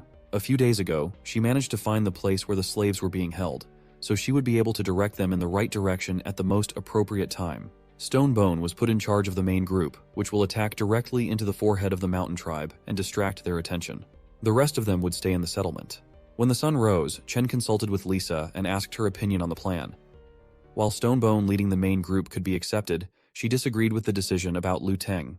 She didn't think it was a good idea to leave a traitor in a settlement with many valuable items and children, but she could not come up with another plan. This time, Chen was going to war with a full force, so children, women, and the elderly had to be protected. In addition, Lu Teng's wounds had not yet healed enough for him to attack the settlement from the inside. Most importantly, many people are still angry with him, and he is well aware of this. In this way, Chen has created the perfect conditions for Lu Teng to prove his innocence and take care of the residents. Whatever happens, this time the enemy will be people from the mountain tribe. It would be too cruel to make him fight them in a half-crippled state. But while Chen and Lisa were talking, the hurricane that the warriors had been looking forward to began. When they went outside, they saw that the wind was indeed strong, but there was moisture in the air. If it rained too early, it would only hinder their efforts, so Chen ordered them to gather outside the village immediately. When they reached the waterfall, which had become a blind spot for the enemy, Chen ordered Feng to stay near it. Alana was nearby in an ambush, so if anyone fell into the water, they would be responsible for rescuing them. He also took Shunda with him to cover their backs and warn them of the approaching enemy. The rest of the warriors had to first cross the river and climb the cliff while Chen climbed to the top of the mountain. He was responsible for this entire mission because he had to find the witch and destroy her. According to the plan discussed earlier, as soon as everyone was in position, Stonebone lit the wick of a firecracker and threw it toward the guards. This sound stunned them and gave the command to attack, so every warrior who heard the explosion ran towards the mountain tribe, sweeping them away like children. At the same time, Collapse came out to the sounds of explosions and screams and gave the command to start firing. In order to avoid being hit, Stonebone ordered the men to form a defensive unit, protecting their bodies from the sharp harpoons. Their task was to force Collapse down, and until he did, they had no right to retreat. The mountain tribe also realized that it was difficult to fight so many warriors, so they were waiting for reinforcements. Today, Collapse did not receive divine power, and was forced to wait for the prisoners to wear out Stonebone's squad, after which the rest of the warriors would join in. At the same time as the main squad was distracting the attention of the bulk of the mountain tribe, Hector was at the top of the waterfall. He was cleverly hiding in ambush to surprise attack the guards who were shackling the members of the sea tribe and driving them to the other side of the mountain. The fierce battle lasted for life and death. Collapse praised their decision to stay, but he still didn't understand why the prisoners hadn't come yet. With every passing minute, the tribe of newcomers was making their way further into the center of the mountain, so he could not wait any longer. Under Collapse's frantic shouts, the rest of the troops joined the fight and began to push Stonebone back to the exit. With the arrival of reinforcements, it became easier for them to fight the crowd, and Stonebone had to use his own body to cover the wounded so that they could get to a safe distance. However, their blows were too powerful for him. The shield could not completely block the attacks, so once again, after taking a blow, Stonebone began to cough up blood. He remained a punching bag until the end, and when he noticed that the wounded were running away, he grabbed a bottle of medicine and ran after them. Luckily, Lisa and the other girls were in the second line of defense, and when the main group passed them, they launched a dozen firecrackers into the air. In this way, they were able to block the way to their position and provided the soldiers with a reliable defense. Stonebone immediately drank the medicine and began to reorganize the formation, anticipating that the next battle would be decisive. Meanwhile, Chen managed to get to the place where the witch was supposed to be hiding and went down into the cave. Just as Jushi said, it was surrounded by a bunch of strange symbols and driven stakes that no one dared to approach. However, as soon as the protagonist was at the entrance, he smelled a sweet smell coming from the depths of the cave. Going inside, he noticed many barrels filled with honey, from which a sonorous voice was coming. He ordered Chen to give the donation and run away before the witch came out and cursed him. With this in mind, our hero assumed that the loud voice belonged to a little girl, so he quickly headed in the direction of the sound. But she was not going to give up so easily. The girl was hiding between the barrels quite cleverly, constantly changing her position. But then she got angry and screamed. In a burst of emotion, she began to resent and accuse Chen of stupidity because she had never seen a brave man who was not afraid of the witch's curse. Observing her insolent behavior, Chen assumed that she might be the same witch who was simply deceiving the mountain tribe and quickly ran up to her. To prevent her from making too much noise, he hit her on the head and put her on his shoulder to leave the cave as quickly as possible. The mountain tribe has never seen what their witch looks like, so even if the protagonist kills this girl, they will never believe that the witch is dead. However, if they have never seen her, you can try to blackmail them. It was at this moment that rain began to pour from the sky, turning the solid ground into a pile of mud. The war continued to the last. Stonebone tried to keep the squad's mood positive, claiming that Chen would return soon. But instead of the protagonist, a bunch of sea tribesmen came running to him, whom Hector had successfully freed. Once free, many of them had something to say to Collapse, so they rushed into battle without hesitation. It was time to take revenge for the way they had been treated and pay back in full. They successfully surrounded the enemies, mercilessly attacking all those who attacked the tribe of newcomers. Through their stubbornness, they managed to hold out until a body was thrown off a cliff. This is how Chen attracted attention and announced the end of the battle. Their famous witch was dead, and no one else could help them. Chen found a man from a mountain tribe and put a witch's mask on him, then threw him to the ground. The mood of the tribe immediately changed, because everyone knew about her curse. With incredible screams, they began to scatter in different directions, leaving Collapse alone with his enemies. His warriors had fled in disgrace, so it was no wonder he was furious and attacked Lisa to injure at least the queen. Her whip did not threaten him, so Collapse threw his mace at her and ran after the soldiers. Luckily, Stonebone noticed the threat and immediately shielded her, barely keeping her on her feet. Despite the fact that everyone was tired, Lisa wanted to capture Collapse, because without the leader and the witch, the tribe could not exist for long. But Chen forbade the pursuit. Most members of the mountain tribe were wounded and could not continue the battle, so the protagonist declared victory and led the troops home. The last bottle of medicinal ointment he had saved just in case also had to be used, but that's not a problem if you can save someone. But there is no such war that is without casualties. 5 men from his army and 4 prisoners were killed during the assault, so Chen ordered them to be buried in the northern forest at the foot of the mountain.